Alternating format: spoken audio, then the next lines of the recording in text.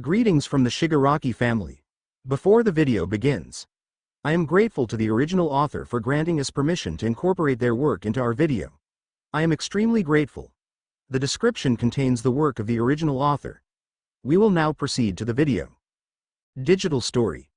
Digital Hero by Bola 8. In a dark room, a boy no older than 4 was watching his favorite video of his idol on his computer. This boy's name was Midoriya Izuku. He had a head of green hair and eyes. 4 freckles in a diamond shape marked each of his cheeks. All Might is so cool. I can't wait to get my quirk and be a hero like him. Izuku didn't know it yet, but his wish was about to be granted.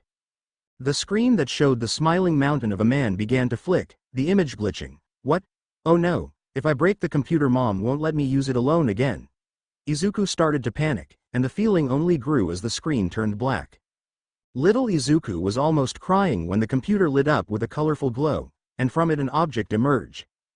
Izuku watched in amazement as an egg almost as big as him came from the screen and softly landed in his lap. The egg was a light green color, and soft to the touch, giving a comfortable warmth. Wow! Izuku looked at the egg with stars in his eyes. That was amazing. I have to tell mom, tomorrow, because she'll be mad if she finds that I'm still awake. Izuku's excitement died down as he remembered he should be in bed almost an hour ago, as his mother told him. Izuku carried the egg with him to bed and pulled his blanket to cover both of them. Good night, Izuku said, and the egg seemed to warm a little more, as if responding to him, and that warmth lured Izuku to dreamland. The next day, Inko came to her son's bedroom. She was a young woman with green eyes and hair like Izuku. Opening the door, she saw Izuku's fluffy hair poking out of the blankets. Izuku, time to wake up, she said while pulling the blankets, and what greeted her was the small form of her son, cuddling a green toy. It was a small light green ball with a horn poking from its forehead and a long tail. Strange. She didn't remember getting something like that to Izuku. He was always asking for hero toys. Her train of thought was interrupted by a yawn that came from the toy. It blinked the sleep out of his beady black eyes and looked at her. Good morning. Inko did the sensible thing in this situation, she screamed. Wah! That ended waking Izuku, who clenched the green ball to his chest. What happened? He asked in panic. You're squishing me, the ball cried, and that made Izuku realize what he was doing, and that the egg was gone. Wait, where's the egg? I'm here, I hatched. So you came from the egg? He asked. Yup. My name is Zeraman. I'm Midoriya Izuku. Nice to meet you. While Izuku and the now-named Zeraman were happily talking, Inko was already gone from panic, to worried, to entranced from just how cute the two were. Izuku. Care to explain what is happening? In the end, the motherly instincts won and Inko seated beside Izuku and checked to see if he was okay. The boy happily told his mother of the events of last night, and Zeraman explained that when he hatched it was in the middle of the night, so he just went to sleep as there wasn't anything else to do. Okay. Zeraman right. Inko received a nod. How Ball could nod was a mystery. What are you? I'm a Digimon. The two greenettes gave him a confused head tilt. Sighing, he explained. Digimon is short for digital monster. Inko was confused how something so cute could be called a monster, but she focused on the more pressing matters. Okay, and why are you here? I'm here because I'm Izuku's partner. Partner? Yes, like, it's hard to explain. I think I'll leave that part to her. Who? Inko was interrupted by the sound of the doorbell. That must be her, Zeraman said while jumping on top of Izuku's head. Let's go, she'll tell you everything. Inko and Izuku traded a glance before the bell sounded again. They got up and walked to the door. Inko gave Zeraman an apprehensive look, one that the Digimon noticed. Hey, don't worry, she's nice, and if anything happens I'll protect both of you. That was enough to ease some of Inko's worries, and let Izuku starstruck at how cool he sounded. Inko slightly opened the door, and saw standing in front of it a young woman with fair skin, purple eyes, short purple hair, and a large bust. She was wearing glasses with purple hexagonal lens, a white buttoned shirt with long puffy sleeves, and pocket on the left side of the chest, a purple bow tie, a black dress that accentuates her breasts and is open in the back with the straps forming an X, black stockings, and high white boots with purple shoelaces and black soles, and was carrying a purple laptop finishing the professional look. Hi, do you need something? You must be Inko. Can I come in? There is a lot I have to talk to you and your son about his new partner. Inko spared a last look to her new guest before opening the door. Come in. The woman entered the house and Inko guided her to the living room where Izuku and Zeraman were watching the TV. The woman smiled seeing the two cheering for a hero. She walked to them and sat in a chair next to them, Inko taking the other side of the sofa that Izuku was on. Now I think introductions are in order. My name is Mikagura Mirei, but you two can call me Mirei. I was never one for formalities. Okay, Mirei-san. Why are you here? Inko asked. Because of these two. Mirei said, giving another smile to Izuku and Zeraman. That and I promised Hasashi I would deliver some things to both of you. You know my husband? Mirei nodded at Inko's question and gave her a picture. In it was Mirei and 3 other boys, each accompanied by a creature. One had messy black hair, red eyes and freckles. He was wearing a black plain shirt, baggy jeans, red shoes and yellow aviator goggles that sat on his forehead. He was kneeling beside a red lizard with a white belly and with a black mark on it. Both smiled at the camera. Standing beside him was an older boy, already a teenager. He had red hair and blue eyes and was wearing an orange muscle shirt, cargo pants and combat boots. He had a small smile on his face and standing on his shoulder was a biped orange cat with similar green eyes. It had a yellow tuft of fur in its chest and a crown-like piece in its head that was on fire. The point of its tail was also aflame. The last boy was standing on the first other side of them. He had green hair with blonde highlights. He was wearing a button-up shirt, navy blue trousers and dress shoes. The boy had a serious face, but the slight pull of his lips showed that he too was happy to be there. At his side was a floating gear. It had a golden outer layer and in the center of a darker metal, 2 red eyes could be seen from 2 holes in the metal, and a shagged mouth, that like the boy seemed to had a slight smile. 2 other small gears that looked like hands floated at its sides. That's my dad. Yes, Izuku. These are Midoriya Hasashi, Todoroki Eiji and Sasaki Mirai. They're the 3 best friends that saved the whole digital world. Izuku recognized the names almost instantly, jumping towards Mirei and almost making Zeraman fall from his spot in his head. Izuku asked, my dad is friends with Endeavor and Sir Night-Eye? Yes, these 3 know each other since their childhood. Why didn't Dad tell me that? For the same reason he didn't tell you about Digimons and his partner. It was his duty as a royal knight partner to keep the balance, she answered. Inko, who was staring fixedly at the picture, finally got back to her senses and saw Izuku almost in Mirei's lap asking a million questions to her, and the woman doing her best to answer all of them, her smile never leaving her face. The mon was interrupted by a growl. Zeraman blushed and scratched his head with his tail. Sorry, I haven't eaten anything yet. Inko stood up and started walking to the kitchen. You both still haven't eaten. Just give me a sec and I'll prepare breakfast. Would you like something too, Mirei-san? Now that Inko's concern was dismissed, she promptly got back to her super mother mode, already thinking what to do to a boy in his growth phase and their new charge, while doing her part as a host. Just a coffee will do. Thank you. After Inko walked away, Izuku took the picture once again. Mirei noticed how much the boy was missing his father and decided to cheer him up a little. Izuku, I got something here for you. She gave the boy a set of yellow aviator goggles, and Izuku quickly recognized them. These are my dad's goggles? Yes, he said to give them to you, that you'll need them for your adventure like your father needed on his. Izuku stared at the goggles with moist eyes before putting them on, leaving them on his forehead. You look cool, Zeraman said after jumping on the couch and giving Izuku a once-over. I still have one more gift for you. Mirei opened her laptop and after a typing for some seconds it let out a glow. In her free hand a small device appeared. It was similar to an old tape recorder, with an ergonomic grip, 2 side buttons. In the center was a small hexagonal screen. Below it was a D-pad and 3 buttons, and whole device was a blank white. This is a gift from our boss. Your father worked so hard with this for so many years that he decided to make one specially for you. It is called a digivice. She put a hand in the side of her mouth as if she was telling a secret, and between you and me, it's the best one they've made yet. Izuku was curious of what the little device was. Taking it from Mirei's outstretched hand, the digivice gave a soft glow. Izuku was starstruck. The digivice was now a forest green while the buttons and grip were red. The screen lit up and projected a holographic interface. Izuku didn't understand most of the symbols in it. The only thing he could read was the center screen where it was written. Synchronization complete.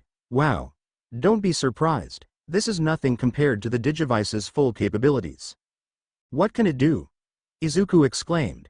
Any form of answer was interrupted as Inko came back with a tray with some sandwiches, orange juice, and coffee. Now both Izuku and Zeramon's stomachs growled, and in a second they were already digging in. Slow down you two, the food isn't going to run away. Inko slightly scolded the boys with an amused smile. Mirai took a sip from the coffee, and any semblance of professionalism was broken by the delight on her face. That is so good. You have to tell me how you did it, she said while holding both of Inko's hands. Izuku and Zeramon snickered at that and Mirai quickly recomposed herself and cleared her throat. If is not too much trouble. Not at all. Inko decided to go along to help Mirai, after Zeramon devoured his last sandwich. He suddenly started to glow, startling the two Midoriyas. Izuku's digivice that was on the table shook and projected another screen. Evolution. Zeramon Digivolve to Gummymon. When the light died down, in the place of Zeramon was a slimy creature of the same color.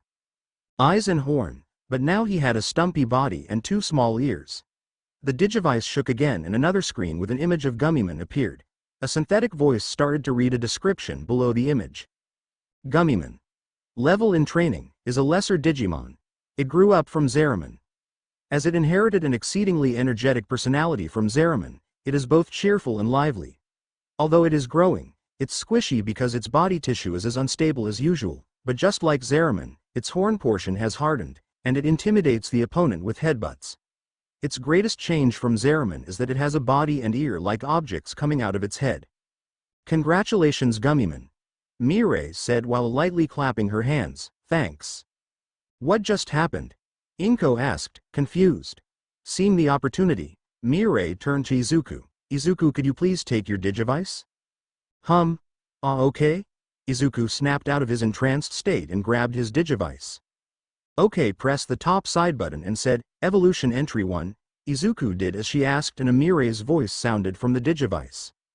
Digimon evolution is a simple yet highly complex process. While the species in the human world could take millions of years to do it, Digimon can do it instantly, changing forms to more powerful ones. This process is possible because as digital life forms, Digimon can use the data they collected to accomplish it. That helped them with their current question, but ended causing a lot more.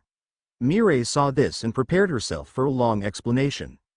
So the digital world is a world made of data of the human world. Digimon are creatures also made of data, and my dad and his friends ended up in the digital world when they were kids. Yes.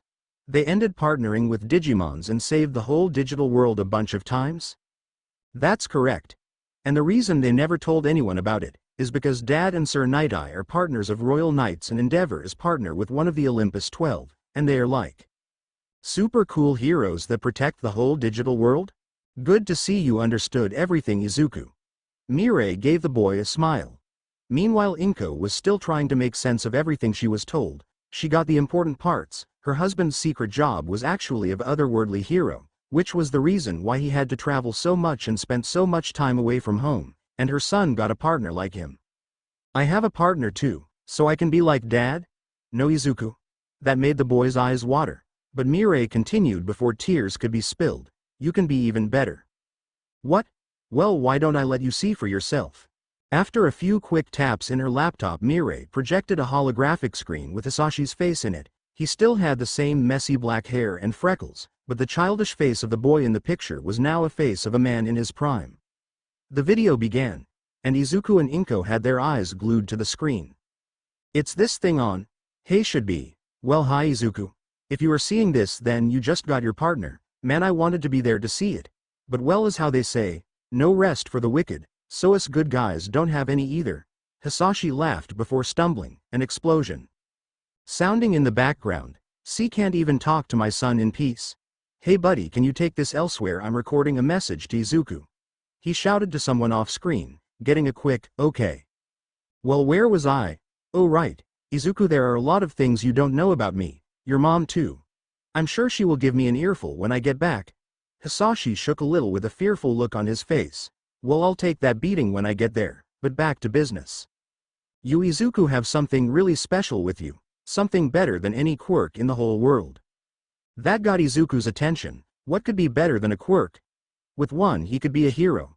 I know what you are thinking, Izu, but with a quirk you could only be a hero in the human world. With what you got you can be a hero in both. Because, son, you have the YMC. Sleeping in you. What does YMC mean? It means Yggdrasil Master Code. It is something the god of the digital world created. Yup, you got a god's most amazing creation on you. Pretty cool, right? Hasashi gave Izuku a smile. While the boy looked at his hands in shock, Inko too didn't know what to do about this. I know you and your mother have questions, but I don't have much more time to talk, so I'll let Mirai explain the rest to you. But know this, Izuku. You have a good heart and a brilliant future ahead of you.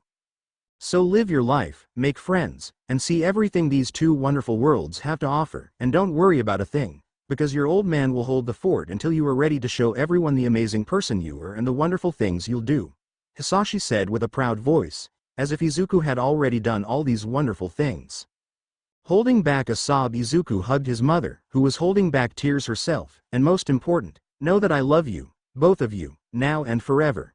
With that the recording stopped and the screen vanished. Mirai gave the two a minute and DemiVmon did the best he could to join the hug even without arms. After a couple minutes and lots of tears, the two greenettes calmed down. That's one of the reasons I came here today. The YMC is too important to be left unattended. Mirai sighed. Mirai-san, what is this YMC, and will Izuku be okay? I understand your concern, Inko, but there's nothing to worry about. Think the YMC is a quirk, it'll be just another part of Izuku. So my quirk is the YMC, but what does it do? Izuku asked, fiddling with his hands. Well, Izuku, for a comparison, the YMC is like a computer programming language, and Yggdrasil was the programmer. They used it to make the digital world what it is now, and you can use it too. Wow, that's amazing. But, why'd I have it? Mirai gave the boy a soft smile. Your father originally had the YMC. Yggdrasil entrusted it to him the first time he was in the digital world, but he wasn't compatible with it. She brought up a screen with an image of Hasashi with information of him, from his blood type to his personality. And blinking red was a small window written, Code Integration 18%. You Izuku, is a different case. The screen changed to show Izuku's data, and the previously red window was now green. The words were now, Code Integration 100%, the code synchronized perfectly with you, and that's why it passed to you. But how did it pass to me? Izuku's innocent question was met with Inko's panicked voice. I'll tell you when you're older. Izuku looked at DemiVmon, who shrugged. How something without arms and shoulders could shrug was anyone's guess. In more important matters, I would like to help you with the YMC, Izuku, and help you with what I can, Inko. It's the least I can do for everything Hasashi did. You don't have to, Mirai-san. We'll be fine on our own. Inko lightly objected. You're right, I don't have to, but I want to, and you will see I can be quite stubborn when I put my mind to something. Inko sighed, and ended up accepting Mirai's offer in the end. Good, I would like to discuss some things with you, and while we do that, why don't Izuku and DemiVmon go to the park Izuku usually go to play with his friends? How do you know that? The only thing Hasashi talks about is his son. Mirai giggled as Inko blushed, embarrassed by her husband's antics. Okay, Izuku, you want to go to the park? Yes. That way DemiVmon can meet Kachan and the others. Izuku hopped around excitedly. Okay, you can go, but be careful, and come back before it gets dark. After fussing over Izuku for a bit, she let the boy and Digimon go after he changed into some outside cloths that consisted in green shorts, an all-might shirt and red shoes accompanied by his new goggles. Don't forget your digivice. Mirai handed the boy his digivice. Izuku looked at her confused. Why'd I need to take it along? He asked. A tamer should always have their digivice with them. Your father learned that the hard way. The boy gulped and put the green device in his pocket. Inko led Izuku to the door after making sure he was ready. Bye, Mom. Bye. Izuku ran down the street with DemiVmon on his head. He couldn't wait for his friends to meet him. Even though he knew his Digimon partner for less than a day, Izuku already considered him his best friend. It was like they knew each other for years and only now were reunited again. It was as if they completed each other. After a quick run, the duo reached a park with lots of trees. It was a small piece of nature in the middle of the city. In the borders there was an open space where children normally played, but now a trio of boys were beating another one. Izuku was shocked. One of the bullies was his friend. He could recognize the spiked ash blonde hair and the sound of explosions anywhere. The emotional turmoil didn't stop Izuku from running at them, against DemiVmon protests. "Stop!" Izuku shouted while putting himself in front of the beaten victim, and in the path of the three bullies. "You're hurting him." "Yeah, back off," DemiVmon said, the natural protective instincts of a Digimon to its partner going overdrive like Izuku's own instinct to help others. Unknown to them, the digivice in Izuku's pocket started to glow. "What is that thing, Deku? Is your quirk a stupid slime? That's almost as useless as you." Bakugo and the other boys laughed while DemiVmon fumed, more towards the insult to Izuku than the one to him. "Get out of my way, Deku. That bastard said his quirk was better than mine, so I need to teach him a lesson." The aggressors closed in on Izuku, and that was the breaking point to DemiVmon. He jumped from Izuku's head. The boy's desire to protect was matched by the Digimon. The digivice burst with light with the power of their will, and DemiVmon was enveloped in the light. Evolution. DemiVmon Digivolve 2, Terriermon. Izuku could hear the synthetic voice of his digivice in his head, describing his partner's new form. Terriermon. Level Rookie, is a cute bipedal canine with white fur that is striped with green on its collarbone, paws, and the tips of its ears. Its most prominent features are its long, frayed ears and the solitary horn on its forehead. Like a dog, it has black toes and paw pads. While it is primarily reminiscent of a dog, it necessarily shares design elements with its twin species, Lopmon, who is reminiscent of a rabbit. Back at the Midoriya family apartment, Mirai suddenly looked at the window and gave a soft smile. "Looks like the apple didn't fall far from the tree after all." Back in the park, Terriermon landed in the way of the three charging bullies. "I won't let you hurt my little bro, Petite Twister." Terriermon spinned his ears like a propeller, generating a tiny tornado that pushed the bullies back. The other kids in the park watched in amazement as Izuku and Terriermon stood against the downed bullies. "I don't know what the hell was that, but now you're dead." Bakugo got up and ran at Terriermon with his hands crackling with explosions. Izuku saw his partner in danger and was about to run to help him, but Terriermon just gave him a smirk and said, "Watch how a pro does, Bunny Blast." Terriermon took a deep breath and shot a blast of superheated air on Bakugo's hand. That made the natural nitroglycerin he secreted ignite. The sudden explosion sent the blonde to the ground again. The two cronies, after seeing their leader defeated, turned tail and ran. Bakugo got up again, his hand burning with pain. He snarled at Terriermon, but the green Digimon wasn't even slightly intimidated. The small audience started to comment on the fight. Midoriya beat Bakugo. "That bunny is so cute, I wanted to have a quirk like that." Finally someone put Bakugo in his place. Bakugo was furious, but he wasn't stupid. He started to walk away after giving a last heated glare to Izuku and Terriermon. "This isn't over. I'll beat you as many times as you like, firecracker," Terriermon said to the retreating blonde. The Digimon then walked back to Izuku, who was helping the boy that was being bullied to stand. "Are you okay?" Izuku asked. "Yeah, that was really cool. You looked like a team of heroes." Izuku blushed at that, while Terriermon put his hands in his hips and puffed his chest. The boy walked away and left the partners alone, the other kids in the park giving them space. "You digivolved again," Izuku pointed out. "Yup, I'm Terriermon now." "Yeah, the digivice told me about you." "Ah, that ruined the surprise." The two laughed. When no one else approached them, the duo began to play by themselves. They played for hours, laughed, and enjoyed each other's company. When the time came for them to go back, Terriermon jumped in Izuku's head again. The Digimon's significantly larger size almost made Izuku fall, but the green bunny spread his ears, using the wind to lift the boy up. They laughed while doing their best to keep balance. Izuku spread his arms. The whole way was full of stumbles and laughter, and that marked the beginning of their adventure. Time flew by and a couple weeks passed. Terriermon became officially part of the little family. They chalked everything to be Izuku's quirk, registered it, and all questions were answered with a simple, "It is his quirk." Terriermon started to protect Izuku from other kids who tried to bully him, saying it was his job as the big bro, and Izuku, being himself always helped others, ended with them gaining quite the reputation with the children of the neighborhood as the two green heroes.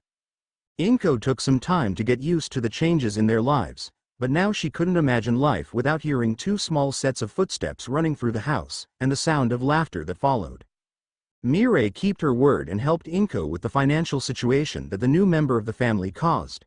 She came from time to help Izuku understand more about the digital world and Digimon, and tell some histories of Hasashi and his friends. Finally, the day arrived.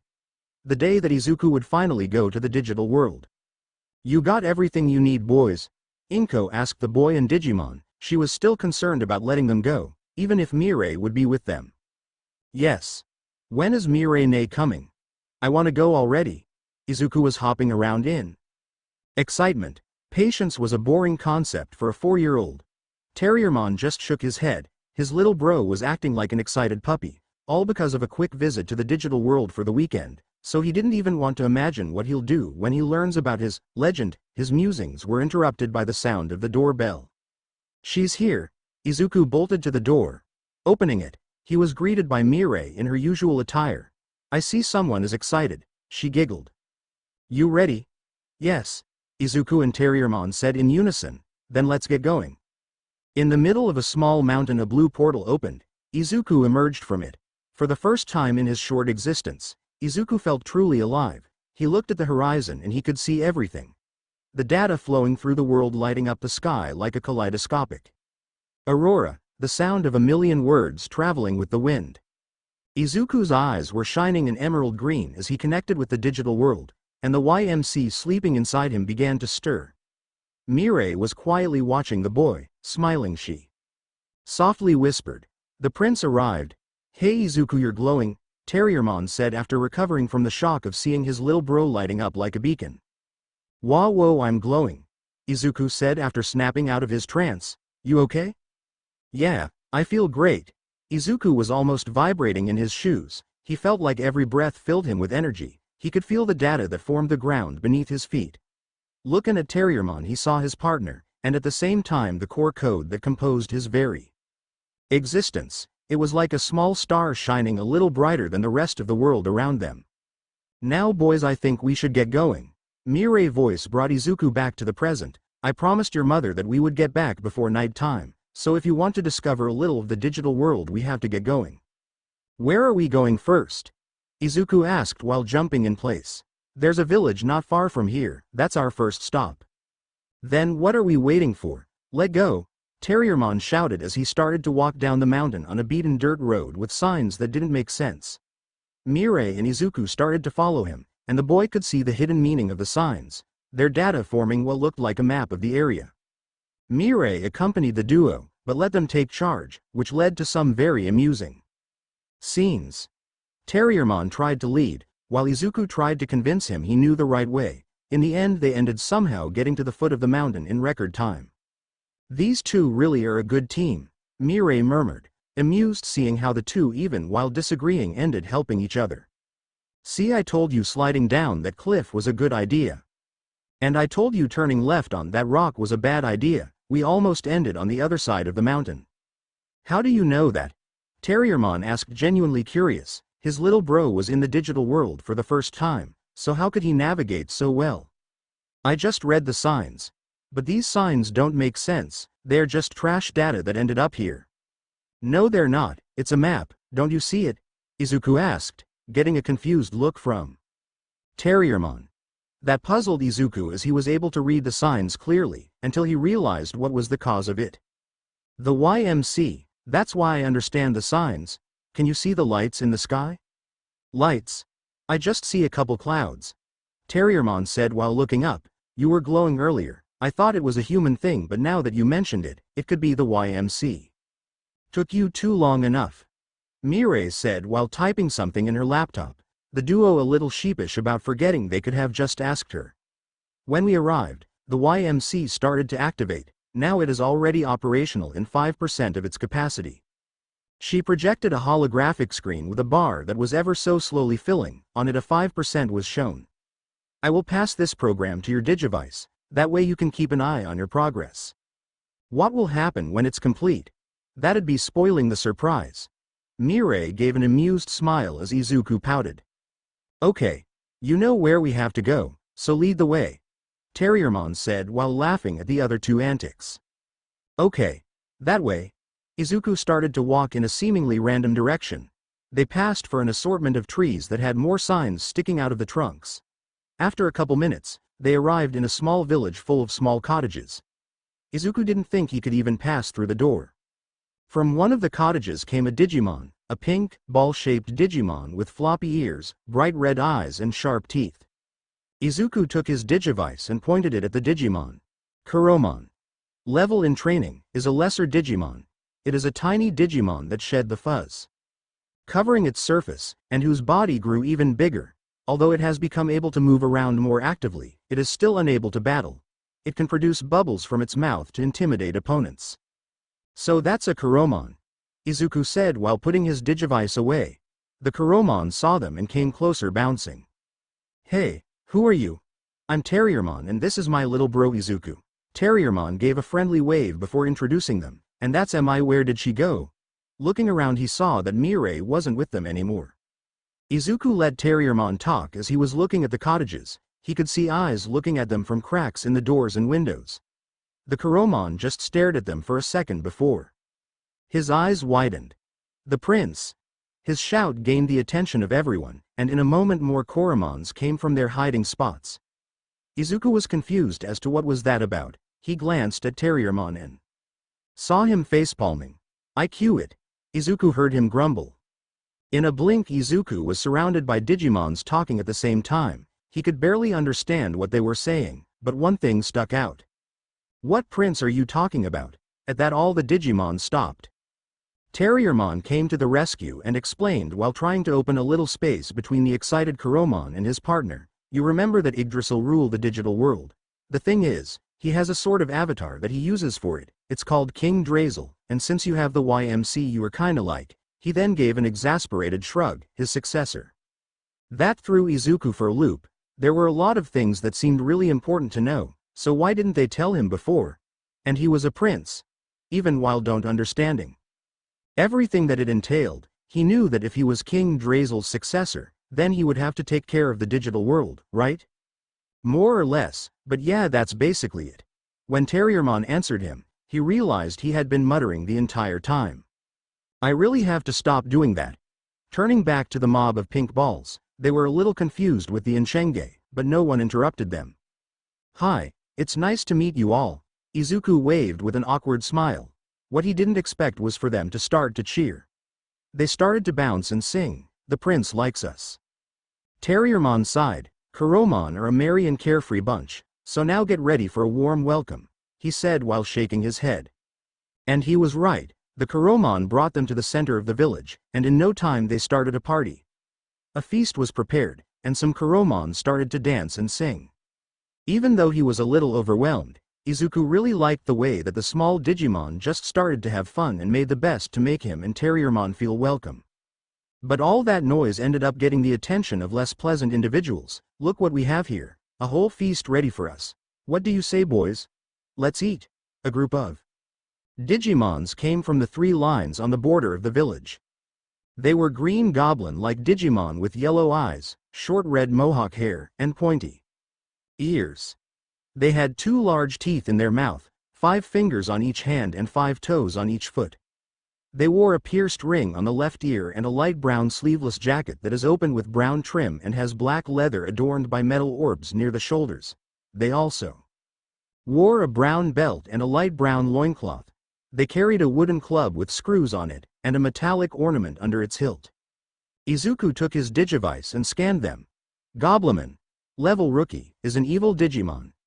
It has the appearance of a mischief-loving, troublesome goblin. As it has a devious personality lacking in courage, it never acts alone, and always attacks as a group concealed in buildings or the bowers of a forest. However, if they come to a disadvantage, they flee as fast as they can, scattering in all directions. Accordingly, its intelligence is only a little higher than other rookie Digimon. The Kuromon stopped and started at the new arrivals. There were at least 20 of them.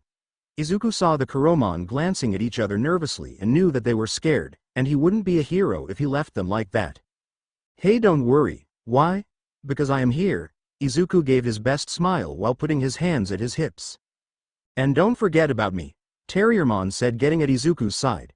The goblin that arrived saw the two and started laughing. Look at these brats acting all high and mighty, they think they can with us, why don't we show them why that's our turf? The other goblin agreed with the first and started walking to the two green heroes. Listen here brat, that village is ours now, so get out. I have a better idea, why don't you get out? Petite Twister. DemiVmon was angry at the wannabe raiders, and heard them insult his little bro just threw gasoline in the flame. Twisting his ears, the strong gust sent the first goblin back at the others, hitting two and making them all fall in the ground in a pile of tangled limbs. Get them! Goblin strike! A bunch of goblin pointed their clubs at DemiVmon and from it fireballs flew. Oh no you don't, Petite Twister. DemiVmon started to spin like a top, creating a small tornado that sucked and put out the fireballs. More goblin came and shouted, Goblin Rush, started to swing their hammers. DemiVmon started to dodge and taunt them, making various goblin hit each other. You missed. Too slow. Can't get me. In the end the aggressors ended in a pile of bruised and angry Digimons. Easy. Now who's next? DemiVmon asked after clapping his hands to clean non-existent dust from them. How are you so strong? One of the goblin asked. Nothing much, is just that my partner is buffing me at the point I'm almost at champion level without even realizing, but it's not like I'm gonna tell you that.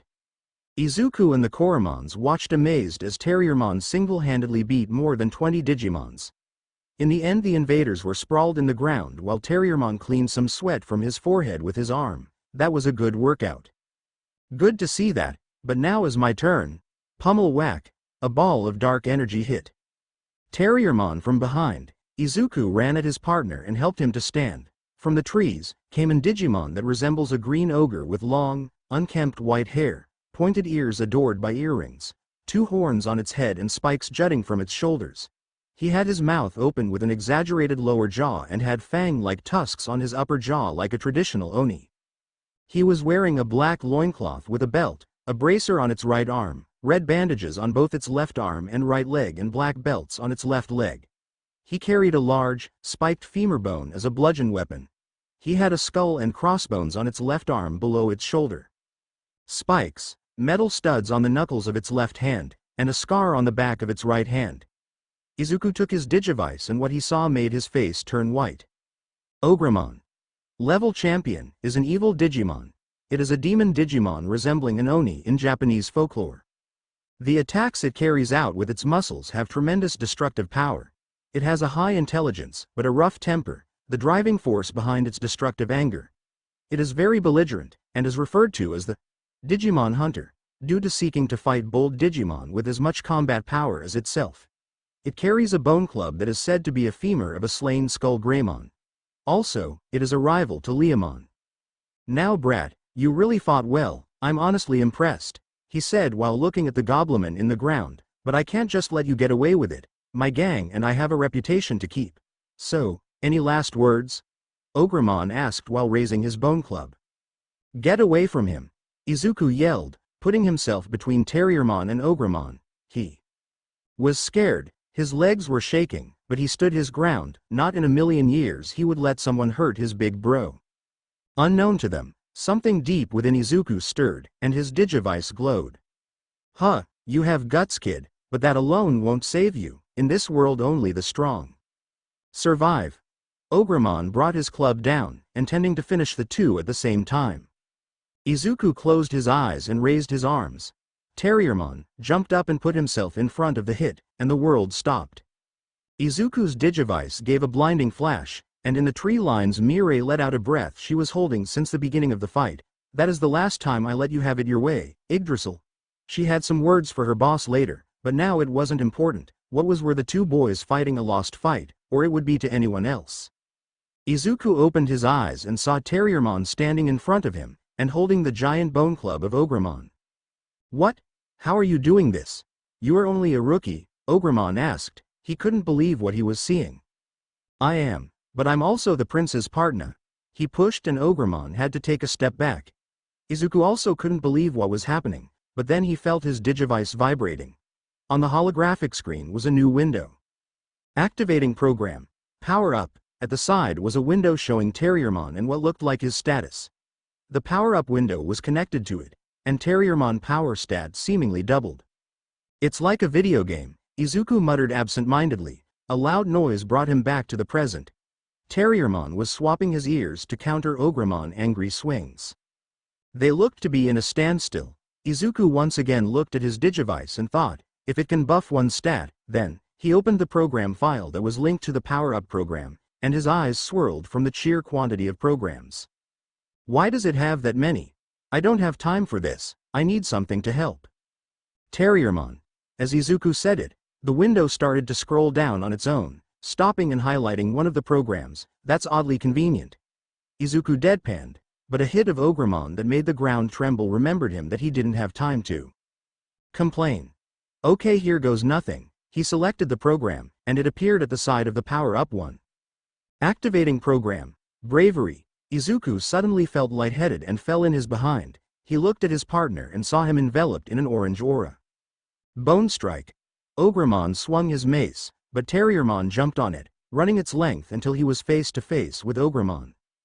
Terrier Punch. Terriermon threw his fist and the force behind it made Ogremon lose his footing. He felt like he was hit by a cannonball. Taking advantage that his enemy was down, Terriermon was still airborne. The force of the punch making his small body shot up, started to twist like a top once more. The orange aura flowed with the wind and set it alight.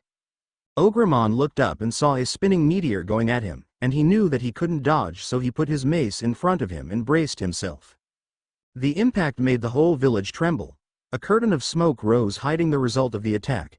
The spectators waited with bated breath, and ever so slowly the smoke dispersed.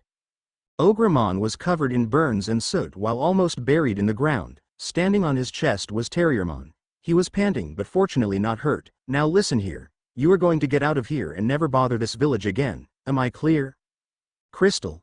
Ogremon nodded frantically. Good, now scram. At Terriermon's shout, Ogremon and the Goblimons got up and started to run. Terriermon gave them a last glance before running at Izuku. You okay, little bro? Yeah, just a little tired, and you? I'll live, thanks for the help by the way, but how about you don't throw yourself a danger next time? Terriermon gave a light chop on Izuku's head, the two smiling at their victory.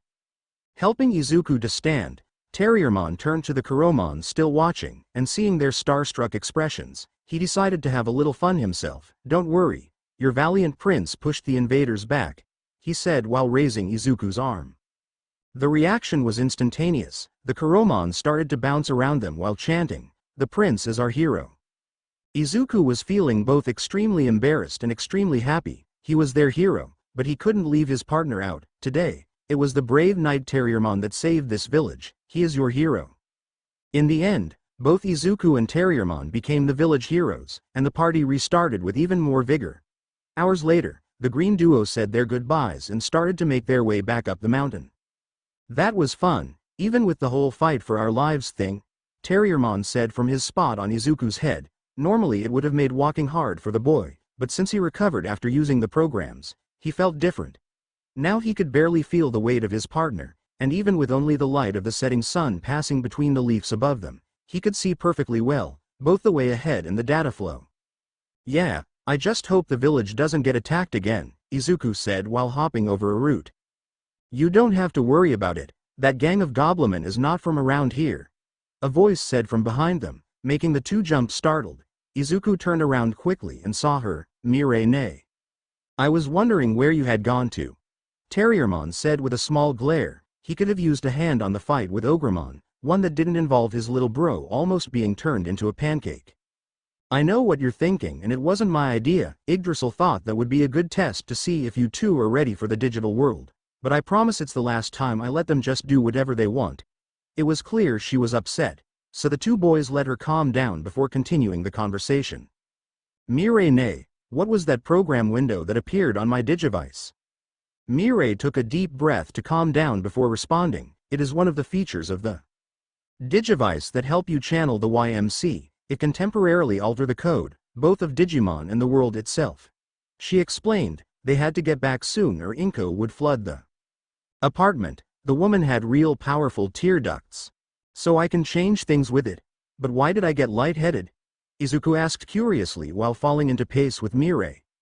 You are still young, So your body still has to develop, and the YMC is still mostly dormant. That doesn't help. Izuku nodded. It made sense, as it was like a quirk, it would get stronger. And his body would adapt to it as he grew. This is nice and all, but can't we talk more tomorrow? All the fighting and partying left me really tired, DemiVmon said while letting his limbs dangle. Izuku had to admit, he too was tired and wasn't paying complete attention to what Mirai was saying anymore. Seeing that the boys were both exhausted, she said, "You're right, let's talk more tomorrow. For now, Izuku, go to the program file and execute the gate 1.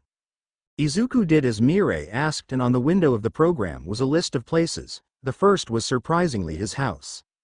After he chose his home as the destination, a green portal opened in front of him. With this you will have easy way to travel, but be mindful of the surroundings while using it, as the portal needs some space to fully open.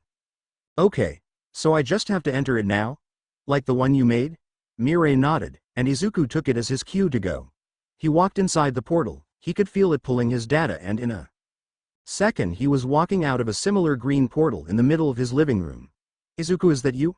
Inko's voice came from the kitchen. Yes, Mom, we're back. As his mother received them back on their house, the day ended. But the adventure has only begun. Izuku slowly opened his eyes. Blinking the sleepiness out of his vision, he looked around and saw where he was. Izuku, along with DemiVmon, was in his mother's bedroom. Last night she insisted that the boys sleep with her after discovering the dangers they faced. That led to the current situation, with Inko hugging Izuku and DemiVmon as they peacefully slept. Izuku looked at the clock and saw more than just the red numbers. He could see the programming of the clock, including the alarm set to 8 a.m., 5 minutes away. Izuku, still tired from the last day and enjoying the warmth of his mother, he didn't want to wake up just yet. Focusing on the clock, Izuku altered the alarm to 9 a.m. He didn't know how he did that, it simply felt natural.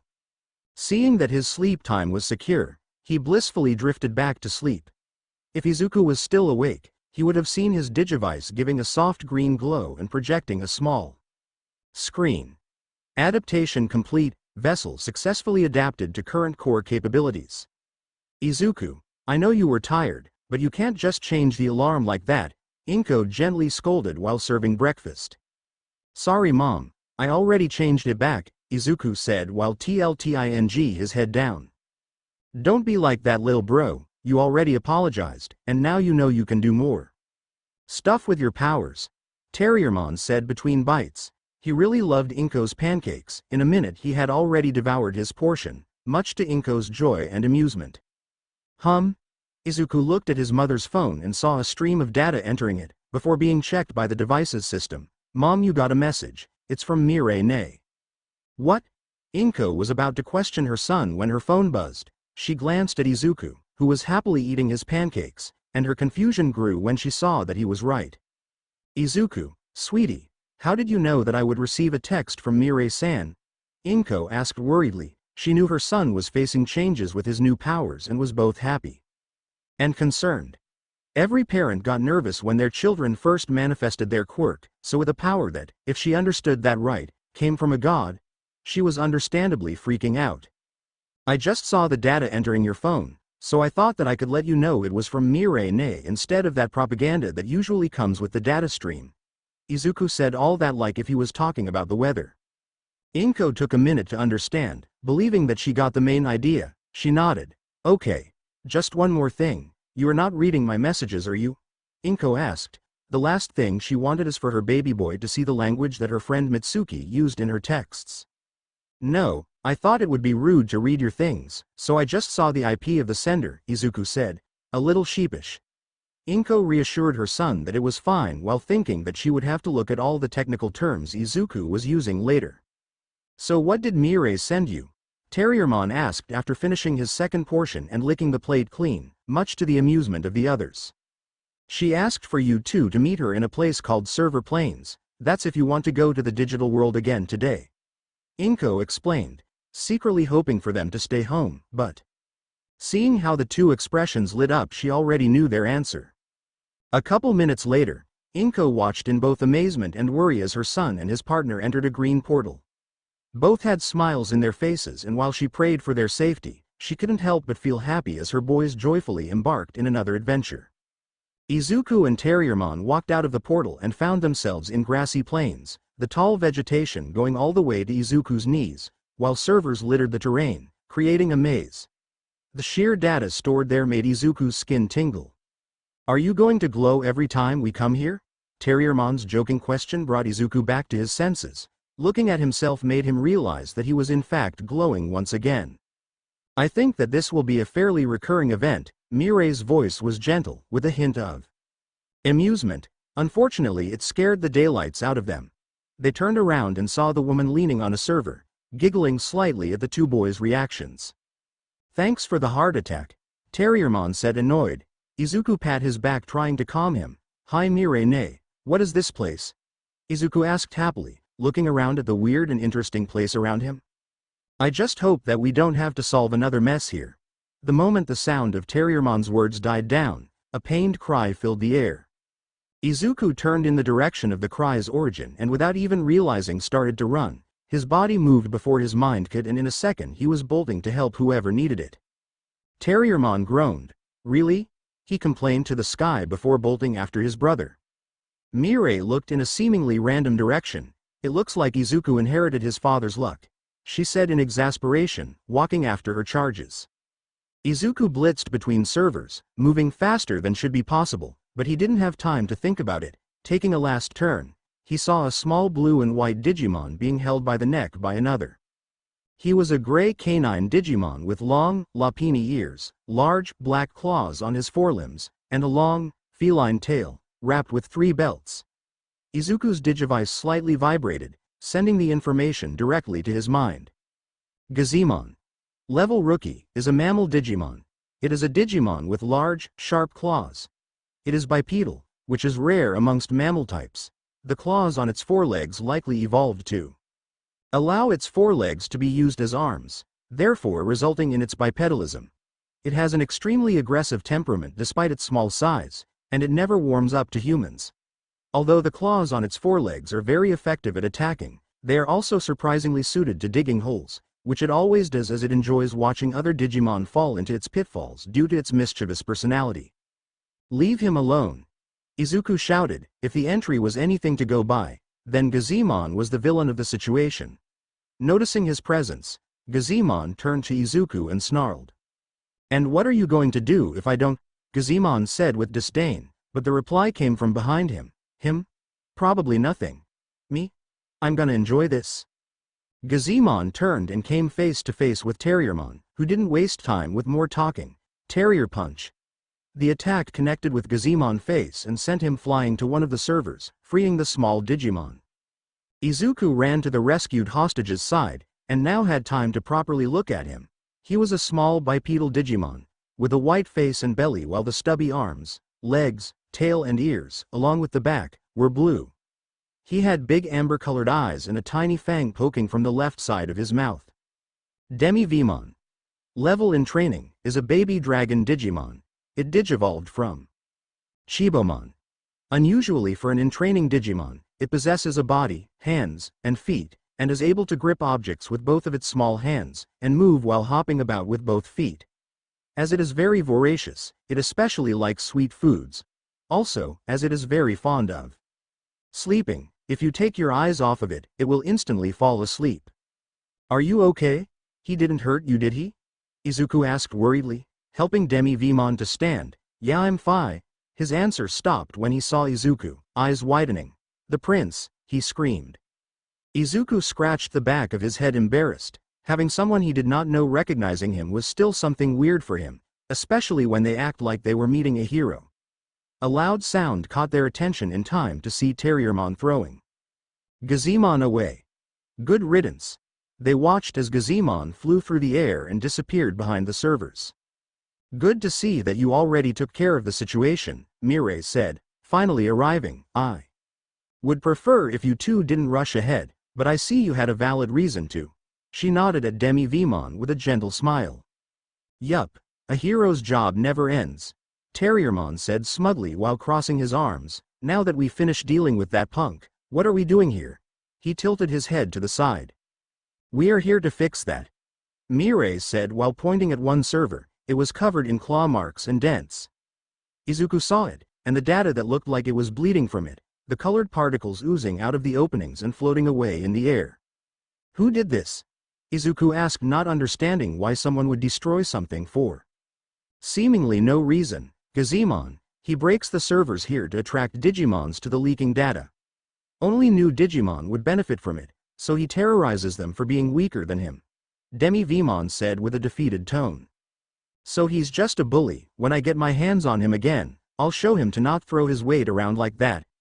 Terriermon was almost growling. He already had to deal with the pricks in Izuku's school, so his patience was already thin. Terriermon promised himself to knock some decency in every 2-bit thug he encountered from now on. Don't worry, DemiVmon. We are going to make Gazemon stop attacking others. Helping others is a hero's job. Izuku's excitement was contagious, making DemiVmon and Terriermon cheer.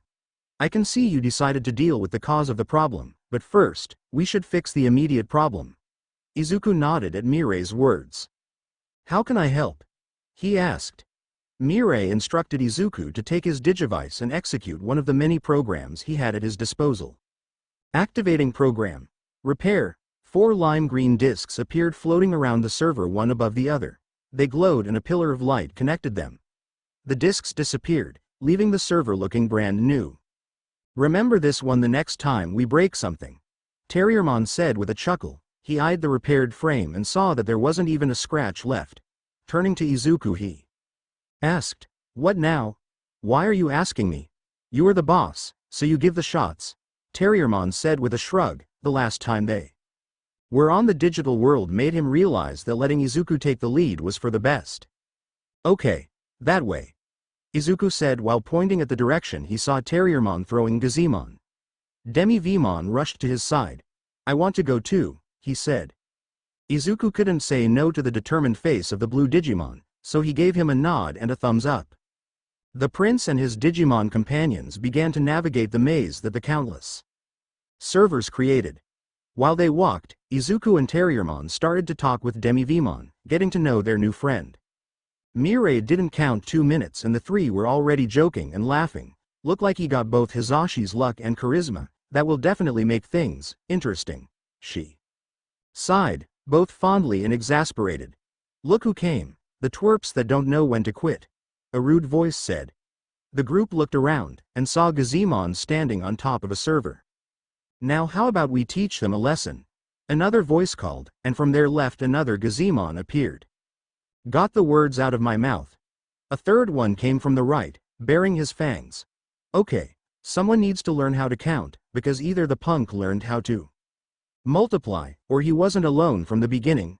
Terriermon said, annoyed. He couldn't stand the mug of one, but the 3 identical nasty faces looking at them really made him want to punch something, or someone.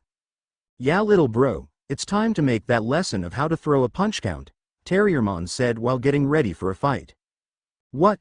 It's 3-on-3, and you are stronger than you think, so let's send these furballs packing. Izuku was still unsure, but he wasn't about to let his partner fight alone. Stealing his resolve, Izuku did his best to remember what Terriermon told him of how to fight.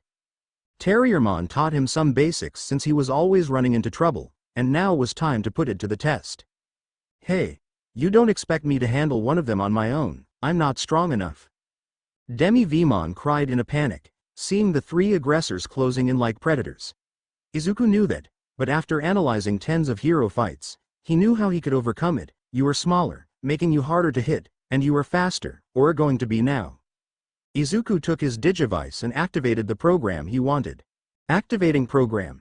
Speed up. DemiVmon glowed for a second, feeling light as a feather after it. The blue Digimon turned to the prince. Both gave each other a last nod and got ready. Terriermon saw the other 2 were ready and dashed at the Gazemon coming at them from the right with a shout. The fight was on. DemiVmon followed Terriermon's lead and ran at his opponent, feeling like he was almost flying from how fast he was going.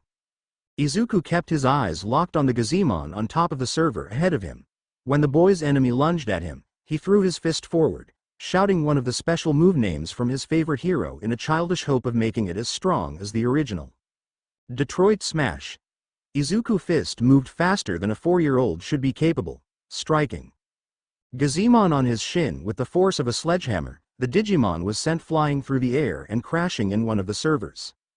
The impact left a dent on the metallic frame.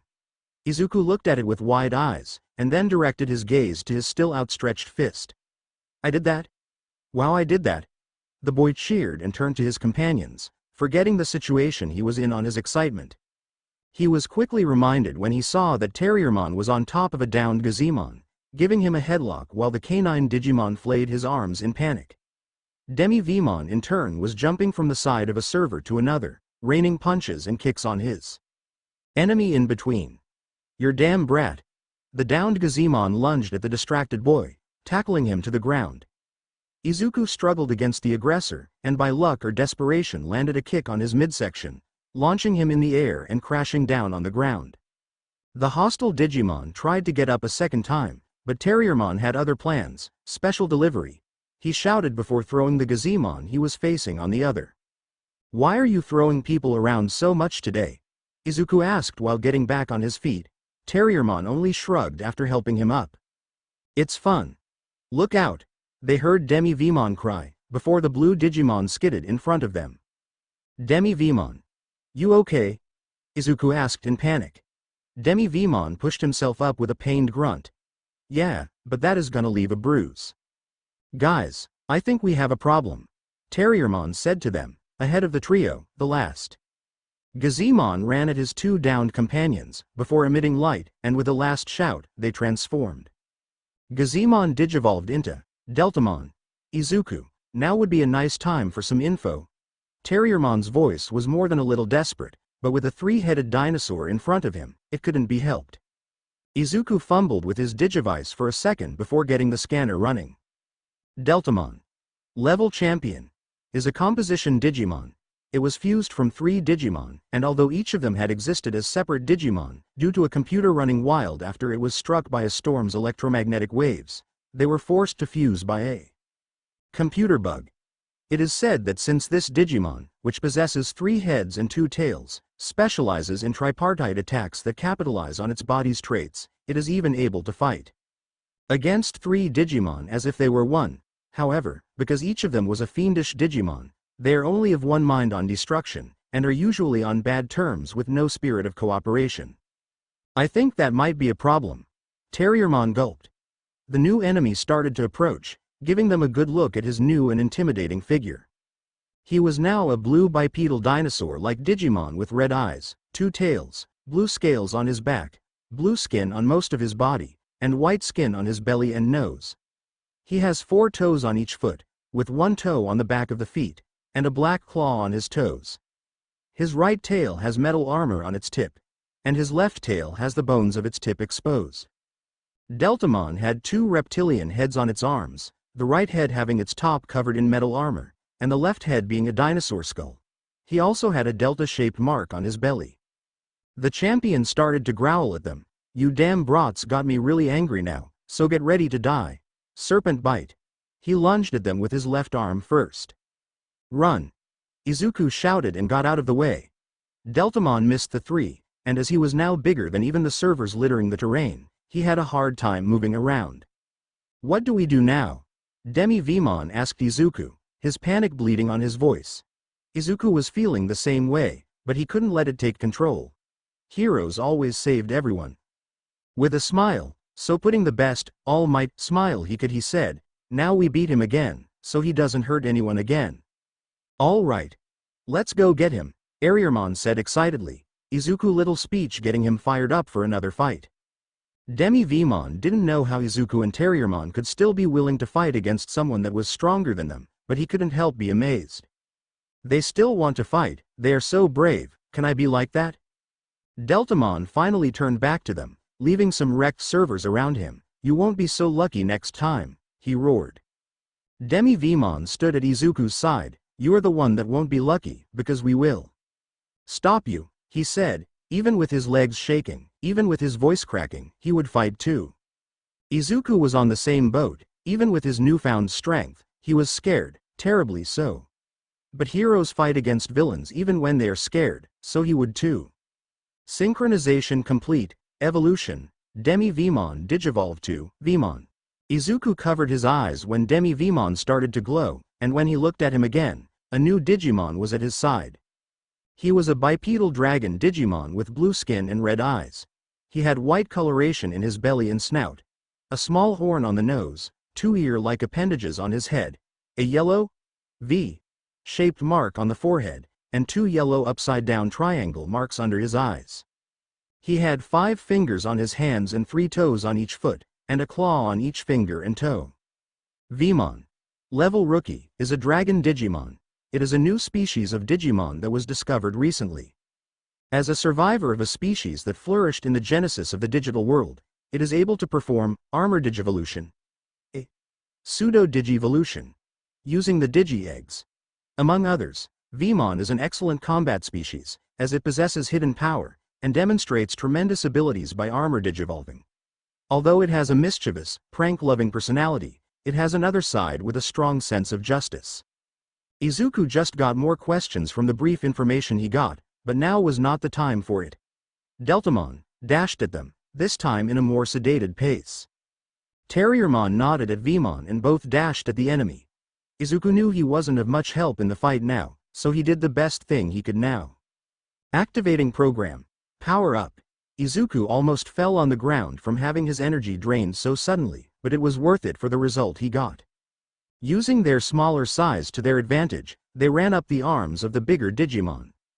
Terriermon and Vmon both jumped on one of the heads of Deltamon each, preparing their attacks. Terrier Punch. V Punch. The strikes connected and left Deltamon crying in pain. Both Digimon fell behind Deltamon, and with a shout, shoulder tackled the back of the larger Digimon knees. Deltamon ended falling on the ground faces first. Terriermon and Vmon traded a high five before turning back at their enemy. Want to do the honors? Terriermon asked, seeing that Deltamon was slowly raising. You don't have to ask me twice.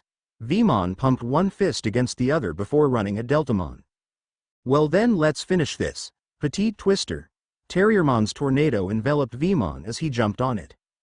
Spinning along the wind, Vmon shouted as he was sent flying like a bullet. V Headbutt.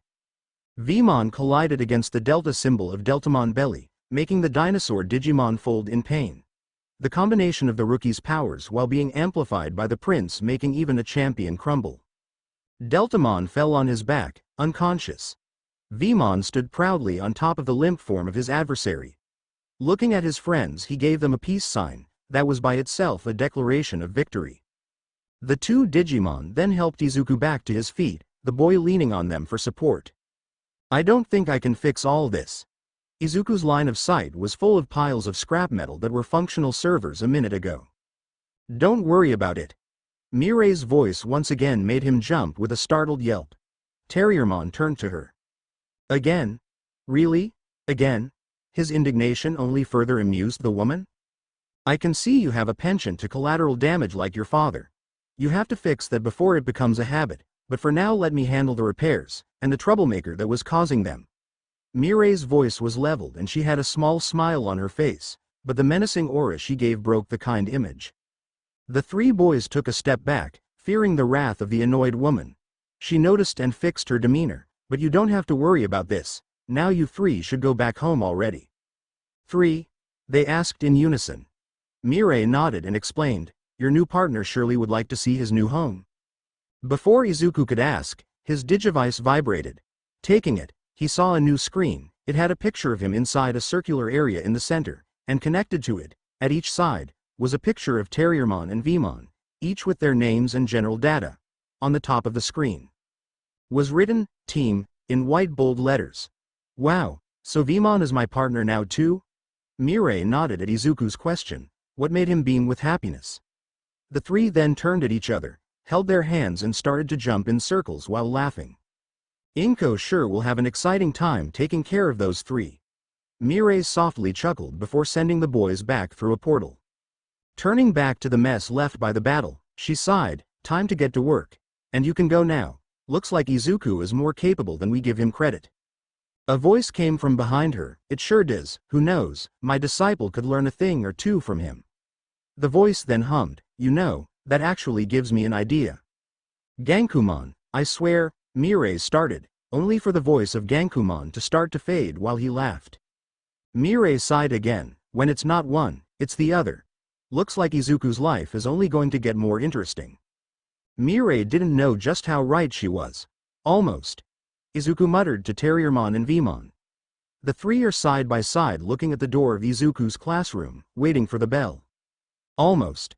His voice was low, but the three boys were still like coiled springs, waiting anxiously for their freedom. 2 weeks had passed since Vmon joined the family, and the three of them were basically attached at the hip. Inko had accepted it fairly well, after all her son's new partner was cut from the same cloth that her boys were. Everything was once again explained with the extremely convenient excuse of, it's his quirk, and in no time at all Vmon was another part of their lives. Now, they sprung on a mad dash to the door. The bell rang as they reached it, as Izuku expected. Since the incident with the clock, Izuku's powers over the data of the real world and everything that it controls have only grown. He now could see the kaleidoscopic aurora that the digital systems created over the world and could alter it with ease. Things like seeing the time and when the bell of his school would ring were just the tip of the iceberg he was slowly discovering. In no time at all, the trio of blurs burst out of the front doors and ran back to their home, laughing along the way. Some minutes later they were on the living room couch, watching the news about heroes, something that Izuku never missed, even if he could get the information at any time. Look, he is going to do the thing, Terriermon said while excitedly pointing at the screen. It was a fight from early on the day, if you could call what was happening a fight. All Might, the #1 hero, the symbol of peace, and Izuku's idol since he could remember, had shown up in the scene, and with his signature smile and catchphrase, they all knew it was going to be okay, because he was here. Detroit Smash. The three said along with the mountain of a man while throwing their fists up, enraptured by the display of power and heroism on the screen. Inko chuckled at the adorable view of her boys joyfully jumping on their seats seeing heroes saving the day once again. Man, that's so cool, Vmon exclaimed, doing some shadow boxing while talking. He just show up and boom. Bang. Pow. And it is over, he ended with a dramatic voice. Imagine when us will be the ones doing all that. Terriermon envisioned himself on top of a pile of villains while a crowd cheered. Do you think we can be like All Might? Izuku asked incredulously. His dream was to be a hero like the man that single-handedly made the crime of Japan dwindle with his presence alone, but hearing someone say he can do it was a completely different thing. Of course we can. You have to give us and yourself a little more credit, little bro. You are the prince. Terriermon words made Izuku's eyes water. He couldn't believe how lucky he got having a partner like that. And we are your royal knights. You'll see, we are going to be the best heroes ever. Vmon brought Izuku on a one-armed side hug while pointing to the sky and proclaiming their goal. Izuku looked at his friends, giving a soft smile. He said, thanks guys. Enough sappy stuff. Let's talk about what we're gonna do tomorrow. I refuse to spend another weekend shopping. Terriermon said the words shopping like it was a vile act of torture, and for the three hyperactive boys it basically was. Vmon hummed while Izuku laughed at his big bro's antics. Hey guys, if we're going to be awesome heroes, then we have to train for it, right? Yes, that's why we are going to UA. Izuku vibrated with anticipation at the idea of going to the best hero school in Japan. The place where legends were born, legends like All Might. I know, but until then, we could get a head start training somewhere else. Okay, stop the drama and just say what you want already. Terriermon rolled his eyes at Vmon's beating around the bush. What I want to say is, there is a dojo where we can train in the digital world. It's run by Pixelmon. He's an ultimate, so if we get some help from him, we can be really strong before we know it. Vmon ended while bringing his fist down his open palm. Terriermon and Izuku traded a glance before looking at Vmon. You're a genius, the two said in unison. The three talked about the details, before coming with a plan to do the hardest part, getting Inko's approval. None of them liked the idea of going to the digital world behind her back, so they needed a way to get her okay for it. After some ideas that ranged from unlikely to absolutely insane, they settled with the simplest approach. At dinner, after stuffing themselves, they turned to Inko with a combined tripe puppy dog eyes attack. Mom, can we go to Pixelmon's dojo? While Inko almost said yes from the sheer cuteness, she caught herself in time. Asking what exactly they were talking about, she gained a concerned motherly aura that almost made them regret asking. I don't know boys, aren't you three a bit too young for it?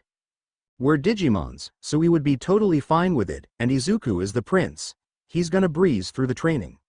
Vmon's weak excuses didn't do much to convince Inko. Can't we go to at least have a look? If in the end you still don't want that we go, we drop this idea for now. Terriermon did his best to salvage the situation. Inko still wasn't sure, but seeing the three adorable eyes looking at her, she couldn't say no. Okay, but I'm going with you. I'll talk with this Pixelmon, and then we see what we do. Okay. The reaction was instantaneous. The three boys hugged her while saying, thank you, over and over.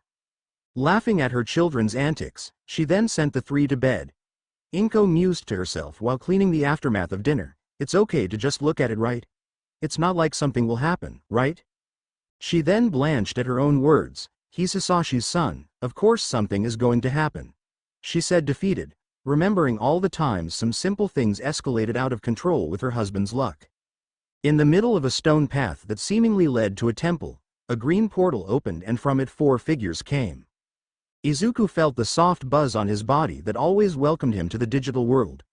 Inko saw her son lit up and became understandably concerned. Izuku. Are you okay? What happened? Calm down, Mom, it's always like this. Terriermon said while patting her leg. Vmon turned to him with a raised eyebrow. Is it? Yup, I always glow when I come to the digital world, but I'm fine. Izuku reassured them. Turning to the path ahead, he saw what looked like a Shinto gate, and up ahead a temple where the sound of something striking wood came from. Inko took the sights of this new world and have to admit, it was marvelous. Various cherry blossoms marked the terrain, giving a mystique feeling to the path ahead. Inko couldn't help but smile at it, but she was still on edge. Her son's misadventures were proof that danger lurked in this wonderful world. So this is where Pixelmon lives? Izuku asked, but the answer came from behind the group. Yes, here's where the great Pixelmon train mighty warriors that were recalled as legends. Turning around, the pair of humans and Digimons saw a bipedal reptilian creature with red eyes, a tail, and 3 digits on his hands and feet. He was wearing a golden armor that covered most of his body, and a white cape. His armor had a claw at each digit, a black diamond-shaped object in the tail, a small blade-like object on each knee, an orange 0 on its left shoulder pad, and a sword-like horn on his helmet. The horn emitted a blue light on its blade, and it has a silver 20 on its left side. Who's that? Inko asked her boys. Izuku took his digivice out of his pocket and run the scanner. Zubamon. Level Rookie is a weapon Digimon. It is one of the legend arms who are capable of transforming themselves into weapons. A legend about the legend arms goes, if held by an angel, it will save the world, and if held by a demon, it will destroy the world. Zubamon carries the 20th data, and often shouts out, I am the 20th, despite not understanding what it means. It despises crookedness, and is constantly seeking sharpness. A day where its battles, jokes, and sharpness turn out well will leave it in high spirits. Zubamon's true power is exhibited while it is in its weapon form. The beginning of the entry left them in awe, but the rest made them chuckle at how simple, for a lack of better word, Zubamon is. Hey, I know what it means, I just don't go telling other people about it. His heated reply ended in a weak excuse. Vmon rolled his eyes at Zubamon. Yeah right, keep telling yourself that. What, are you looking for a fight? Because I'll let you know that I'll be one of the greatest warriors that Pixelmon ever trained. Zubamon proclaimed loudly, the wind picking up and making the petals of cherry blossoms dance through the air and making Zubamon's cape flail behind him. For a moment, he looked like a great knight ready to defend his honor. But the moment ended when another voice said, Zubamon, we aren't even Pixelmon students yet. The wind died and Zubamon's cape fell uselessly on the ground. The golden Digimon slumped while a depressed air started to form around him. The owner of the second voice approached and pat his back. Don't worry, this time we'll pass the test, but do me a favor and stop rushing ahead. The new arrival was another Digimon encased in armor, this having a green one, with some white and pink paint in decorative designs. He had a circular shield in each arm and one in the tip of his tail, this having a white X painted in it. In his head, a helmet that looked military in its design covered it, leaving only his mouth exposed. A O1 was painted on the top of the helmet, a little to the left. In both his feet and shield's hands, 3 metallic claws worked as fingers. Izuku was already scanning the militaristic-looking Digimon. Ludomon. Level Rookie is an armored Digimon. It is one of the Legend Arms, who are capable of transforming themselves into weapons. It is the only one among the Legend Arms capable of transforming itself into a shield. It wields sturdy, steel shields on its head and on both arms, protecting Eye from attacks coming from any direction. As a Digimon made with protection in mind, there have been records of it protecting areas being targeted by the D Brigade. Ludomon is also able to exhibit its defensive abilities at their maximum strength while it is transformed into a shield. Okay. I have to admit, these guys sure have cool notes on them. Terriermon's comment lifted Zubamon's spirit. The 2 weapon Digimon approached the group. Yes, and we will be even cooler when we pass the test and become Pixamon's students. You 2 keep saying that there's a test to enter this Pixamon's dojo. What is it, if you don't mind me asking? Inko said in a gentle tone. To her, these Legend Arms were just 2 boys that looked like they could become friends with her boys. It's just a spar with someone that is already a student. It looks simple, but those guys are strong, Zubamon said, acknowledging the strength of his soon-to-be adversaries. Ludomon then explained their situation. As you either said, we can only show our true strength when we are in weapon form, but there's no one that we know that is strong enough to wield us. Izuku felt bad that the 2 couldn't find someone to help them pass the test, and being his heroic self, he offered them, hey, what if I help you pass the entrance test? You? Sorry, but you don't look like much, Zubamon said. While he appreciated the kindness, he wouldn't risk failing again. Not much. You know who you were talking to? Vmon asked incredulously. Did those 2 live under a rock or something? How didn't they know Izuku? Everyone knew him, a fact that still left the boy embarrassed. Hey, you 2 blockheads are talking with the one and only prince of the digital world. Show a little respect, will ya? Terriermon said with a proud voice, not noticing Izuku blushing in embarrassment. The prince. The 2 shouted at the same time, staring at Izuku with wide eyes. Zubamon's brain fried with the revelation. Him. But he doesn't. What? He stumbled with his words. Is it always like that? Inko asked her son, who was squirming with the attention he was receiving. The boy gave his mother a resigned nod, which only made her giggle at the fact his head looked like a strawberry with how much he was blushing. Ludomon then grabbed Zubamon by his shoulders and turned him around, dragging him quickly away. Give us a second, please. We'll be right back. He then slapped his friend out of his dazed state. Zubamon. This is our chance, Ludomon yelled. Our chance to what? For Yggdrasil's sake. Is our chance to become real Legend Arms? His friend's still confused face made Ludomon facepalm, what produced a metallic clank. He is the prince. If we become his weapons, we would be royal arms. Imagine this, the legendary weapons the prince used to protect the whole digital world. Zubamon took 1 second to consider what Ludomon said.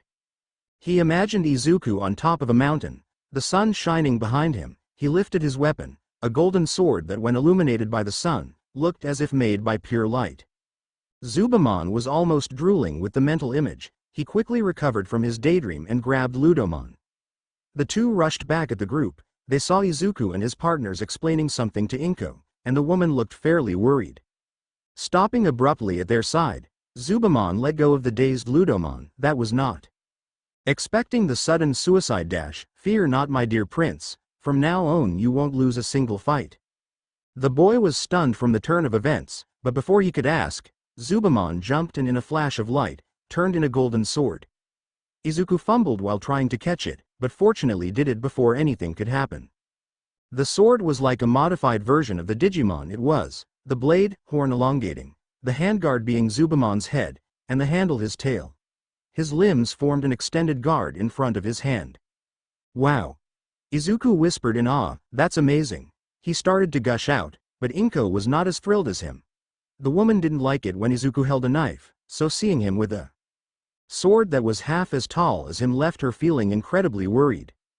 Izuku, be careful, you can get hurt. The boy stopped his tirade and looked sheepishly at his mother. They both then got startled by the sword talking. Hey, don't worry, I'm not gonna cut him or anything. He is the one who'll cut things with me, DemiVmon joyfully said.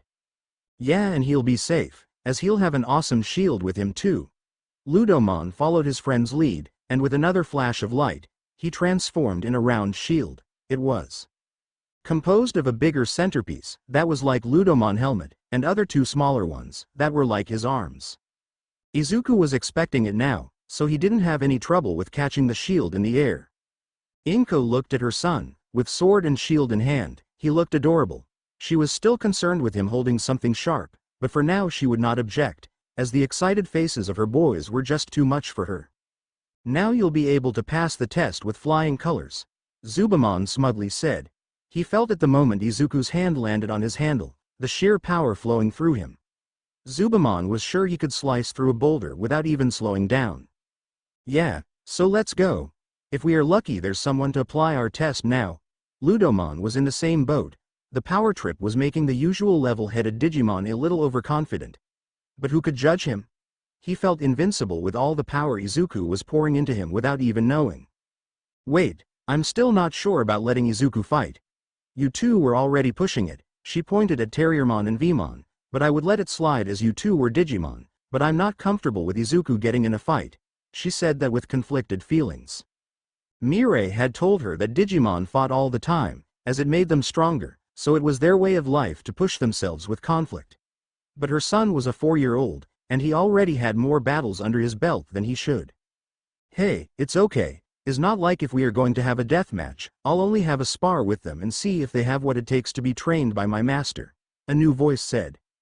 All the commotion until now grabbed the attention of the Digimon training up ahead, and one of them came to check what it was about. Rearing the reason the group was there, it was clear what was happening, and the new Digimon clarified what was about to happen. He was a combination of a dinosauroid, a hypothetical humanoid evolved from a troodontid dinosaur, and a tribal warrior. Izuku digivice lit up once more and the entry of the new arrival was broadcasted to them. DemiVmon. Level Champion, is a Dragon Man Digimon. DemiVmon has the appearance of a humanoid lizard. It lives in an area that has not yet become a modernized civilization, where all of the tribesmen are valiant combat dragons who possess the makings of a warrior. It has great muscle strength, allowing it to swing its greatsword, Akinates, with ease. Yup, that's me, but I'm one of the ones that left their tribe to adventure through the world. But enough about me, you all want to be accepted in the dojo, right? The boys nodded. Okay, then I'll see if you are worthy of Pixamon's teaching. Don't expect any favoritism just because you are the prince kid, DemiVmon said. He then turned to Inko and calmed the woman's worries, and don't worry, I'm not gonna hurt them. I'm sure Sir Hasashi would have my head when he shows up again if I do. That took them all by surprise. You know my dad? Izuku blurted out. DemiVmon nodded. Yup.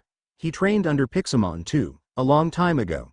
Now he appears from time to time to give some tips to the new students. He even helped me a couple times, he said with a small smile, remembering the kind man that helped him to reach where he was now. Mom, please, we have to try. Dad comes here, so if we are accepted, we can run into him at some point. Izuku's pleading eyes quickly destroyed any resistance Inko had left, but she still had to be sure. You give me your word that you won't hurt my children? She asked the dinosaur Digimon. DemiVmon nodded resolutely. In the name of my tribe, I will not endanger your young. That visibly calmed the woman. Okay, you can try, but if I think that it's too much for you, any of you, you'll stop, okay? They all nodded. Good, now let's go kids, come at me with all you have, DemiVmon said while taking his cutlass, keeping it sheathed and making sure it wouldn't slip by tying it with a leader strip. Izuku traded a glance with Terriermon and Vmon, the three nodding to each other, and them to his weapons, who were almost vibrating with excitement. They stared each other down, the wind picking up once again and making the pink petals float through the air, giving a mystical feeling to the battle that was about to occur. YOLO! Terriermon was the one to break the silence with a, rather comical, war cry. He dashed at DemiVmon and jumped, going for a dropkick with both his legs. DemiVmon watched the rookie Digimon throw himself at him, and with a smirk he sidestepped the attack, letting Terriermon sail through the air. I like your enthusiasm, kid, but try to stay on the ground until you learn how to fly." He laughed, seeing DemiVmon land unceremoniously on his back with an exaggerated, "Oh off." "And no, I didn't forget about you," the humanoid dinosaur said while bringing his sheathed blade up, blocking a punch from Vmon. He then grabbed the blue Digimon arm and threw him at the recovering DemiVmon, the two rookies falling to the ground in a bundle of limbs. "I have to admit, they got spunked." DemiVmon nodded approvingly to himself, seeing that the two downed Digimons were already trying to get up. "Now what about you?" He turned to Izuku, who tried to capitalize on the opportunity, as DemiVmon didn't have his guard up. Or that was what Izuku thought. DemiVmon just lazily swung his blade, parrying Izuku's, who tried to sew a horizontal slash at his adversary's legs. The champion then trusted his blade at Izuku, holding himself back to not hurt the boy. The young prince managed to bring his shield up, blocking the attack, even if he ended taking a step back from the force of the impact. Not bad, but can you keep up?" DemiVmon said, slightly impressed with the boy's reaction. He then swung his blade at his legs, intending to trip him. Izuku saw it coming and tried the same move that DemiVmon used on him. Putting all his strength into it, he was barely able to swat the offending blade aside, gaining a victorious "Yeah" from Zubamon. DemiVmon raised an eyebrow at that, impressed that Izuku could learn even in the middle of a fight highly disadvantageous for him. He knew the boy never held a sword before this day, as it was painfully obvious to anyone that could call themselves a sword wielder, but that only made his improvements more impressive. The boy was learning, and he was learning fast, just by a simple trade of blows, and he was already correcting his flaws. He would be a good addition to the dojo, he knew Pixelmon would agree, but he couldn't just let him and the others in without working for it. "Good, but now let's see how you do with something unexpected." DemiVmon then jumped, dodging the double charge of Vmon and DemiVmon. They tried to pull the same move they used in Deltamon, but DemiVmon heard them coming a mile away. Izuku was startled, but he quickly turned himself sideways and made his body as small as possible, letting his partners pass for him. "Ouch! Come on, we already beat champions before, why is this guy so strong? Please kid, don't compare me with those wannabe thugs that think just because they digivolved they were strong. I trained day and night to be like this, I earned my strength with blood, sweat and tears." DemiVmon's speech let the group in both fear and awe. This was a real champion, one that make his title and level count. Izuku was slightly backing away, he didn't think they could win. They were not fighting someone that gained a little strength and used it to terrorize the weak, they were fighting a true warrior. Inko saw the scared face of her son and was about to call the match, but then she saw his arm start to tremble, and Zubamon's voice murmured something she couldn't quite catch, but she saw Izuku instantly stopping in his tracks. Zubamon's words echoed in Izuku's mind, "We can be like that." His arm was shaking because Zubamon was vibrating with excitement. And how could he not? This was what they could be. They could be valiant warriors just like that. Izuku's train of thought took a similar path, and in a second he was smiling, even if still a little shakily. He turned to his friends, both ready to fight with him to the end, and then to his new companions, and he could feel their support. Nodding to himself, Izuku gripped his weapons firmly. Synchronization complete. Activating program, XROS. As one, they dashed at DemiVmon. They could feel what the other was doing, and what they had to do. It was like if they were sharing one mind, with perfect synchrony they attacked. DemiVmon was once again surprised. The three were now perfectly coordinated. One punch was followed by a slash. They rushed over him and back, striking and falling back while the other came to cover the retreat. A kick came and he had to dodge, but it ended pushing him in the path of a punch that was quickly blocked, only for a sword to almost get him in his flank. The three continued their assault for as long as they could, forcing themselves to push beyond their limits to land a single strike on the champion, but he kept dancing on the edge of their attacks, close but never able to land. Until in a last push, DemiVmon punched at DemiVmon left, making him dodge to the right. Vmon followed with a kick to the legs, which was blocked by the sheath blade once more. Then Izuku rushed at DemiVmon head first. The dinosaurman disengaged his blade and thrusted it at him once more. Izuku saw the blade coming, he felt time slowing down, the rest of the world getting out of focus, there was only him and the sword coming at his direction. He waited, closer, he had to time it perfectly, closer, it was his last chance, closer, so he would make it count. Izuku swung his shield, DemiVmon giving a war cry as he bashed the cutlass aside, a metallic clunk filling the air as it fell on the rocky path. For 1 second, a single second, DemiVmon lost his balance, and Izuku used this second to swing his blade. DemiVmon voice raised along his battle spirit, this was it. DemiVmon back-stepped the fastest he could. Looking down, he saw a small cut on his abdomen. He could barely feel the pain, but the joy from the fight, this he felt hitting him like a truck. He started to laugh, a laugh full of pride and fulfillment. Look at that. A bunch of kids could keep me on my toes. Looks like I still have a long way to go. Ha ha ha ha. His laugh filled the path, the only other noise being the heavy breathing of his young adversaries. Inko was quickly at their side, checking her children and making sure they were not hurt. The only thing that was damaged was their pride, all of that, for only a single scratch. Why the long faces, kids? I thought you would be more excited with passing the test. DemiVmon's voice cut the heavy air that was starting to form. What? 5 voices asked at the same time. DemiVmon laughed again. That was a good fight, and if you could do all that with a speck of experience, then when you end your training, you were going to give me a run for my money, he said joyfully. That means they passed?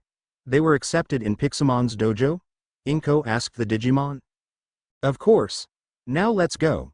I think Pixelmon will like to meet his new students and you too, Lady Inko.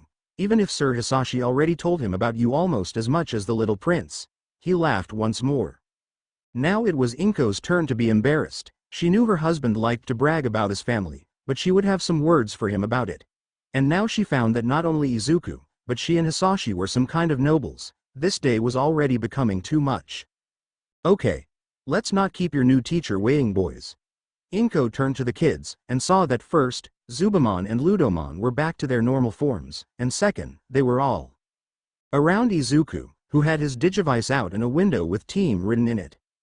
Now along Terriermon and Vmon, Izuku's picture was connected to one of DemiVmon and DemiVmon, at his right and left, one below Terriermon and the other Vmon, respectively. Inko didn't know the specifics, but she had the impression that her family had just grown bigger once again.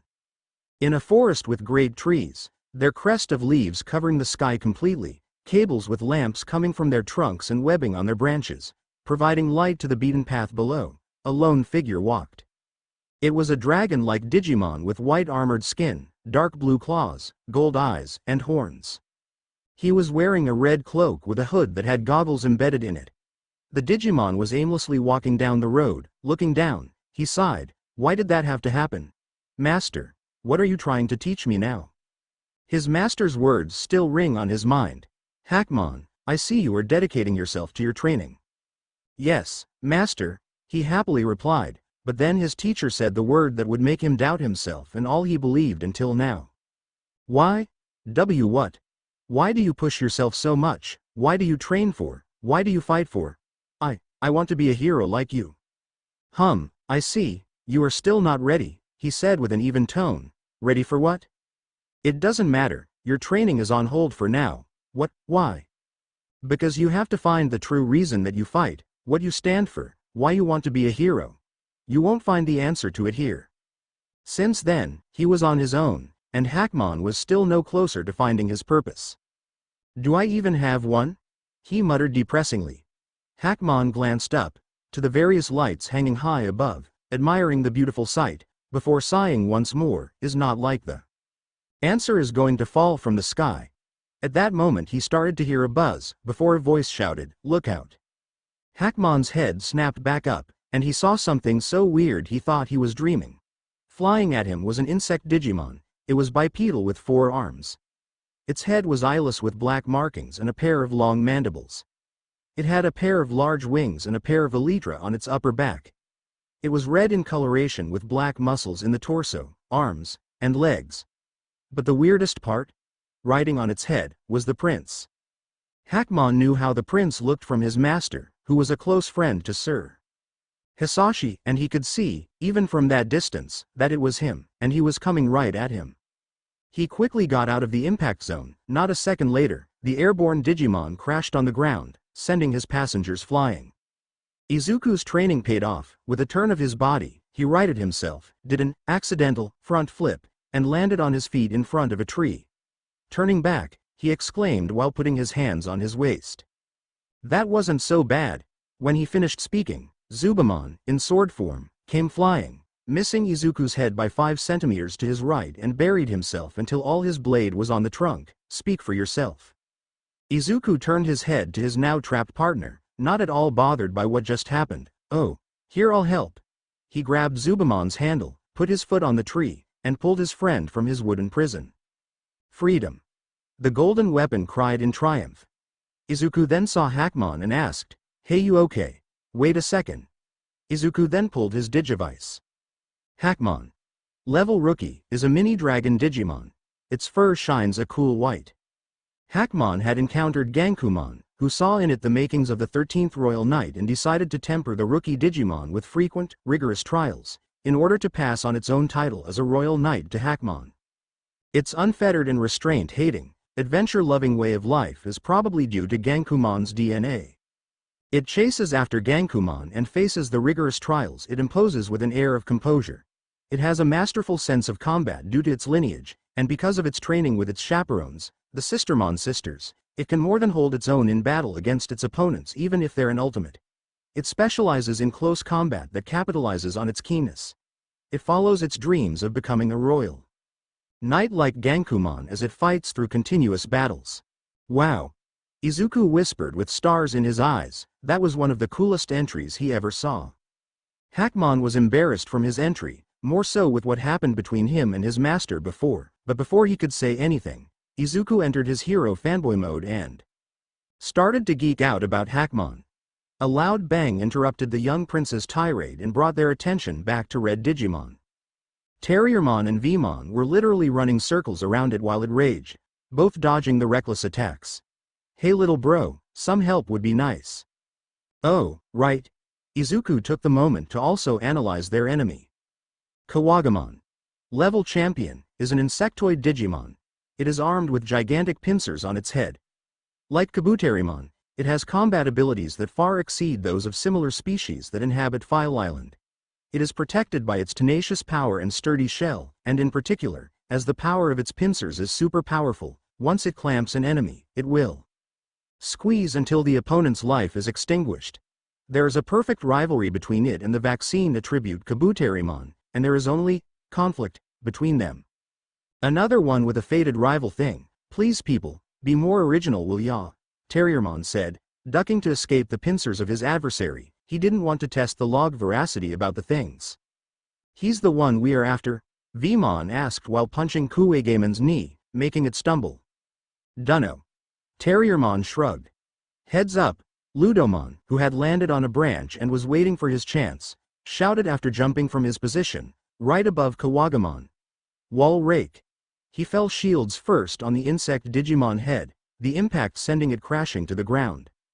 Ludomon landed on his feet, raising his hands. He got a high five from Vmon and Terriermon. From the distance, he heard DemiVmon shouting, "Show off," while laughing. The 3 victorious combatants reunited with the rest of the group, and Hackmon couldn't stop himself to think. Isn't that how it is supposed to happen? Helping each other, helping others, why couldn't it be like that for me too? He questioned silently. Hey, who's that? Vmon asked while pointing to Hackmon. This is Hackmon. From what his entry said, he wants to be a hero like us. Izuku was still hyped from the log. Cool. But hey, was that the prick we are after? Terriermon said while pointing a thumb above his shoulder to the unconscious Kawagamon. I don't know. Pixelmon-sensei said the locals would tell us our target. Izuku shrugged. DemiVmon transformed back to his normal form in a flash of light. Then what are we waiting for? Let's go. The others nodded and started to walk too. Wait. Hackmon shouted, finally getting a hold of himself after all the chaos that just occurred. What are you all doing here? And what is that about a target? Izuku turned to him, making the others stop too. We are here on a mission for Pixelmon-sensei. He received a call for help from a village not far from here. Izuku started, before DemiVmon interrupted, so he sent his best students to solve the problem, he proudly said. We are his students for like a month. Vmon said with a roll of his eyes at his friend's antics. Doesn't change the fact that we are still the best, Zubamon countered. Yeah, say that to Dinohyumon. Now it was Terriermon who rolled his eyes, making the others laugh. Why? Hackmon's question cut on the merry atmosphere. Why are you going to help them? Izuku tilted his head in confusion and then answered with another question. Why not? Those simple two words pierced through all of Hackmon's doubts, but Izuku wasn't finished. With a tone like it was obvious, he said, "You don't need a reason to help people, you do it because it's right." The others nodded, agreeing with him, not noticing the turmoil on Hackmon's mind. Is it that simple? He didn't know, but he had a way to find out. Hey, let me go with you. Sure. Izuku promptly agreed with a smile, the more the merrier. Hey, let's go already. Zubamon shouted impatiently before starting to walk. They all trade a glance before shrugging and following his lead. That's it? Vmon asked the others, not expecting what he was seeing. They arrived in the village. It was a small group of huts and even some houses carved directly on the trees, a small river flowing in the middle of it, carving the village in two sides with a bridge connecting the two halves. The place was nice, but it was completely empty, not a soul in sight. Maybe they're hiding. Ludomon offered his input. They asked for help, right? Yeah, let's knock on someone's door and see if they're home. Terriermon was interrupted by a cry. From above them, two Digimons fell, blocking their path. Another came from the river, surrounding the group. Stop right there. One of the ones ahead of the group shouted. He was a beast-like Digimon with purple fur on most of his body.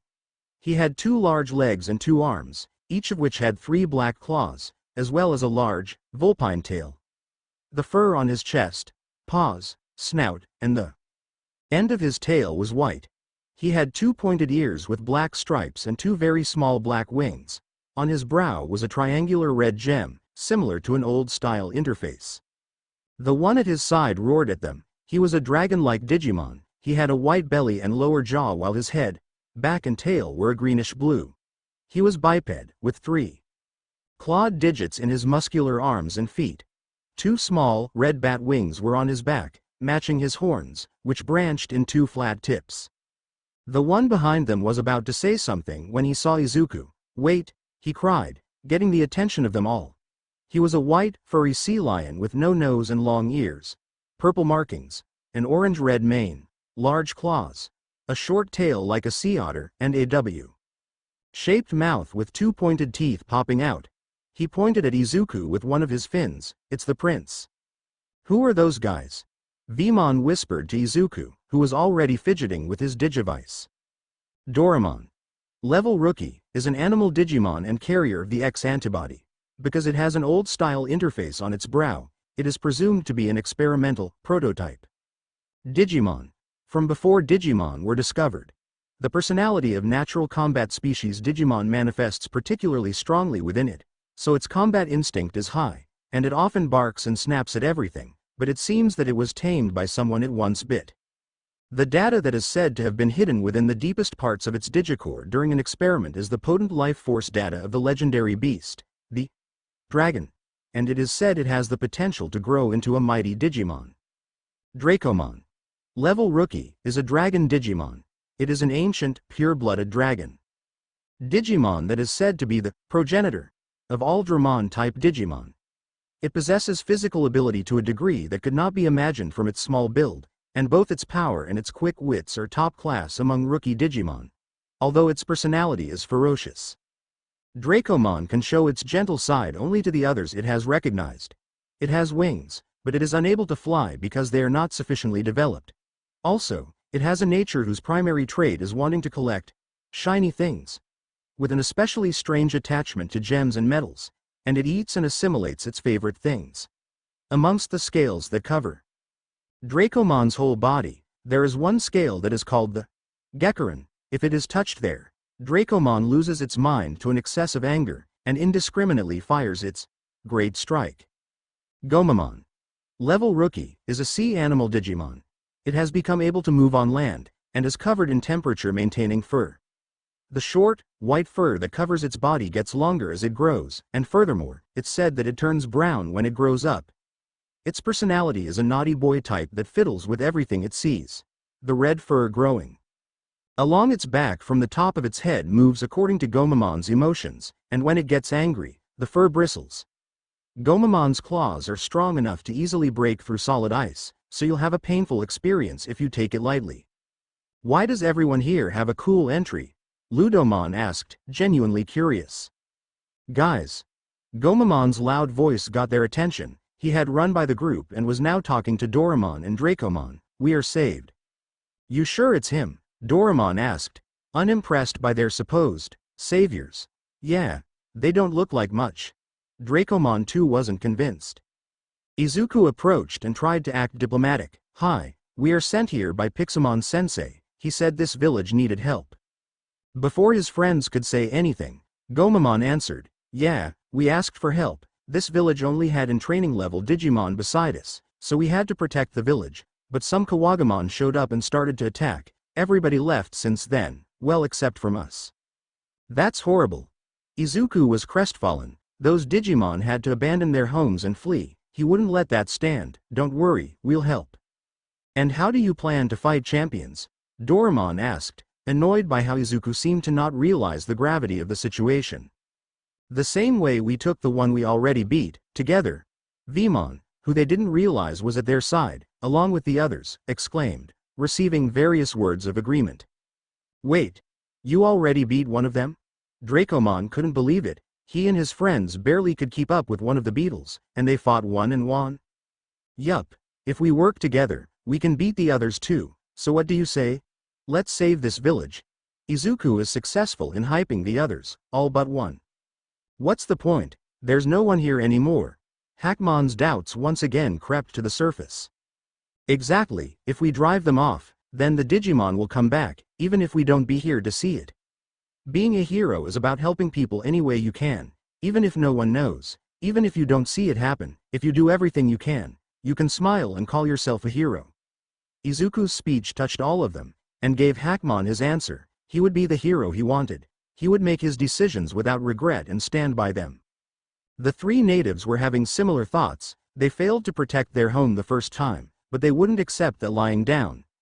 Even if they had to try 1,000 times, they would free the village from its invaders. Count us in.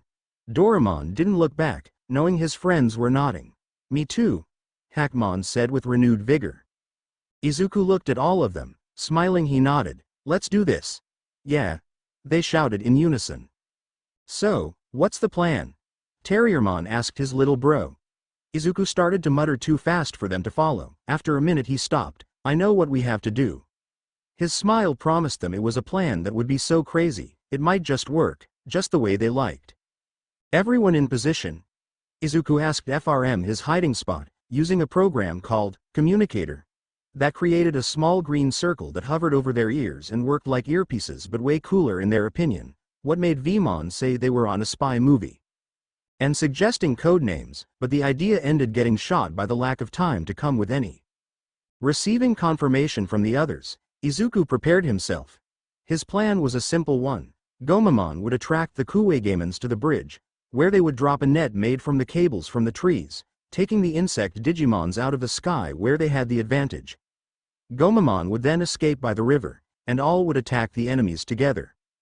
Simple, effective, and crazy, at least that was how Terriermon described it. They're coming. Hackmon, who was hidden in the tree branches along the others, was the first to see the invaders. 3 Kuwagamons, one he recognized from the scuffle from earlier, were flying in the village's direction. Gomamon, start to bait them. Guys, wait for my signal, Izuku said while looking out from the window of the house he was hiding. He had to time it right, or the plan wouldn't work. Even if one escaped the net, they would fail. Gomamon started to launch attacks at the Kuwagamons. Water shot. The water stream wasn't strong enough to reach the flying foes, but it got their attention. The beetles dived, heading pincers first to their new prey. They were in a triangle formation, closing in fast. Izuku waited, holding his breath. He couldn't miss. They were coming closer, fast but ever so slowly. The boy could hear his heart pounding in his ears. He knew when the best moment would be, but the closeness of it all still weighed on him. He couldn't miss, wouldn't miss. Now, his shout was accompanied by the sound of cables snapping, claws and teeth parting the rubber, and gravity did the rest. The net fell on the bug's Digimon, which in turn started to fall to the ground. DemiVmon jumped in the river. Using the current, he quickly made his escape. Surfacing at a safe distance, he was just in time to see the 3 Kuwagamons crash on the ground. Izuku left his hiding spot and started to run at the vulnerable enemies. Putting his finger on the green disc over his ear, he started to give orders. Zubamon, Ludomon, with me. Dracmon and Doramon, help Gomamon out. The rest, focus on one Kawagamon. Zubamon heard his part and was quick to throw himself from the branch he was on. Free-falling with a war cry, he aimed himself at Izuku's path. Ludomon saw that and facepalmed. That blockhead, resigning himself. He followed his friend's lead against his better judgment, screaming while plummeting to the earth below. Izuku saw his partners all jumping down, some to him and others aiming at the still struggling red beetles. Calculating his trusted weapon's trajectory, he crouched, and with all the power a normal human wouldn't possess, he jumped. Leaving the cracked floor behind, the young prince soared through the air, extending his hands as he grabbed his friends in the exact moment they transformed. In the apex of his bound, Izuku angled himself and nosedived at the Kuwagamons, who were starting to tear through the entanglement of cables trapping them. Izuku hit his target shield first, driving it face first on the floor. He landed on his feet and started to hack and slash, the sound of his companions' attacks unfolding and striking true. Reached his ears. They couldn't let them get up, they had to keep them on the ground. Guys, with everything we got, everyone, together. His digivice lit up, a program he didn't know, but activated in instinct and emotion alone. Activating program. Friendship. Izuku and all the Digimon on his side were covered by an icy blue aura, their breath making clouds of chilly condensation. They all traded a glance before smiling and moving. Attacks started to fly, a blizzard of cold power causing every hit to freeze a part of the Kuwagamons, flames turning blue and cold, slashes and smashes causing frost to creep over the forms of the attackers and attacked. But unlike Izuku and his team, who weren't bothered by it, their enemies started to slow down. After the tempest of destruction, the river below the bridge had fully frozen over, and above it, an ice statue of 3 Kuwagamons bonded by frosty cables was all that remained from the village scourge. The young boy and Digimons were left panting while the blue aura dissipated. They all looked at each other for a moment before they started to cheer. "We won," they said while celebrating. They all ended in a group hug, laughing while saying how cool it was when Izuku digivice vibrated. Izuku stiffened, his face paling. Pulling it from his pocket, he saw that the team window had double the Digimon listed in it compared to last time. He turned to his old companions, who were also pale, and asked with a cracking voice, "You think Mom's gonna be mad?" While the unknowing newbies of the Izuku Digimon team tilted their heads in confusion, the other members traded glances before dropping their heads while a depressed aura emanated from them. Izuku looked at his digivice again and muttered with a blank face, "We're doomed.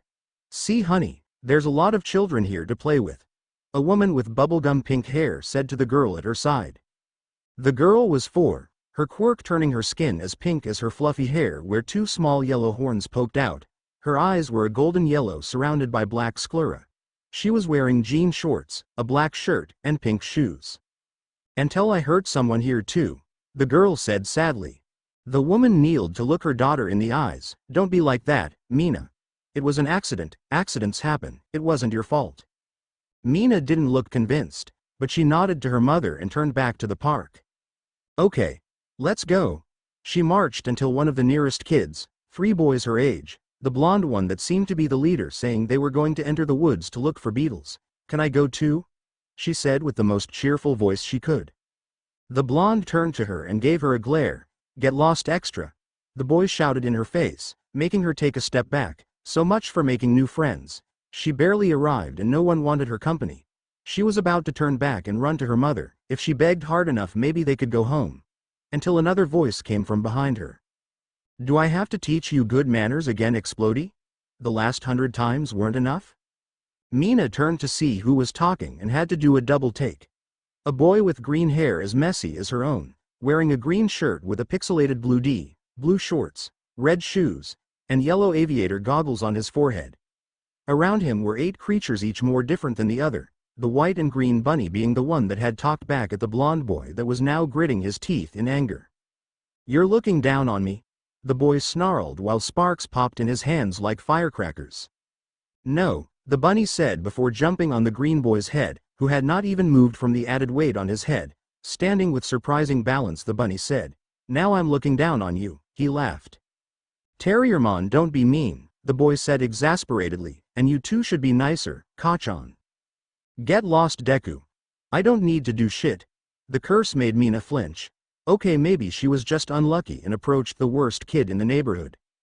"Explain to me again why we tolerate this prick," TerrierMon asked before shaking his head. "You know what, don't. It will only make me kick his butt more." "You think you're special, right? You think you own the park? I'm gonna kill you, Deku?"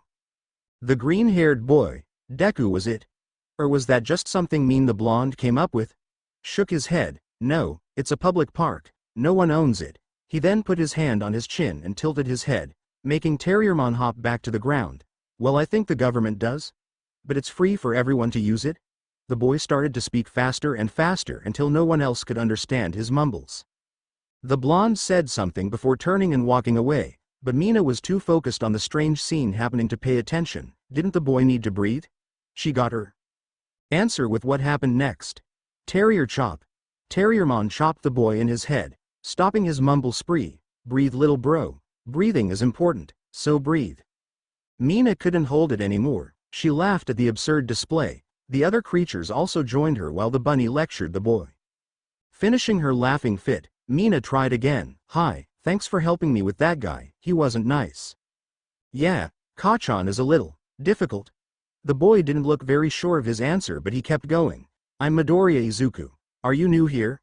the now named Izuku asked. "Yeah, my mom brought me here after." She stopped and shook her head. "Never mind. My name's Ashido Mina. It's nice to meet ya." "Hey, you're not forgetting something, little bro?" TerrierMon lightly elbowed Izuku. "Oh yeah, these are my partners." Izuku then introduced everyone, all greeting her in their own ways, from the more respectful Hackmon to the more overbearing Zubamon. Mina's mother watched her daughter making new friends and let out a relieved sigh.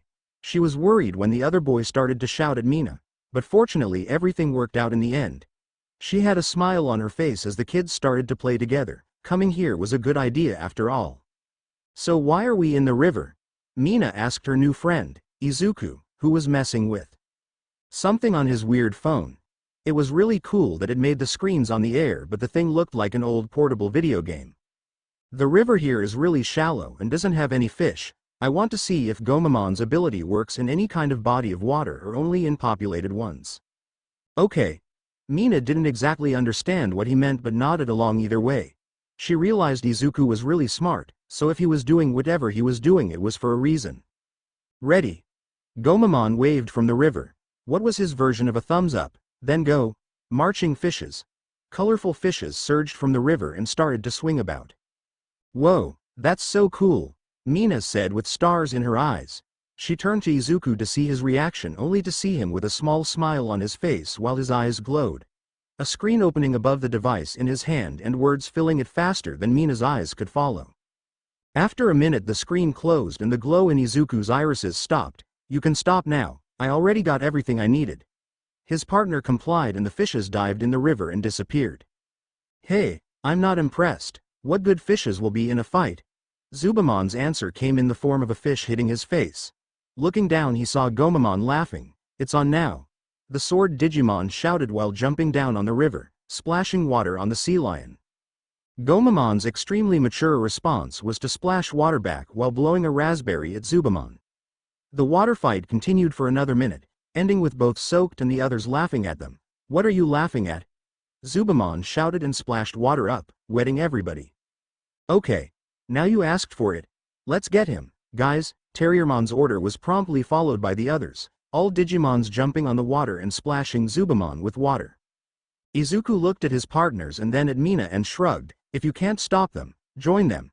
He then did exactly that, and Zubamon's exaggerated cry of betrayal caused them all to laugh. Mina giggled and rushed down to enter the fun.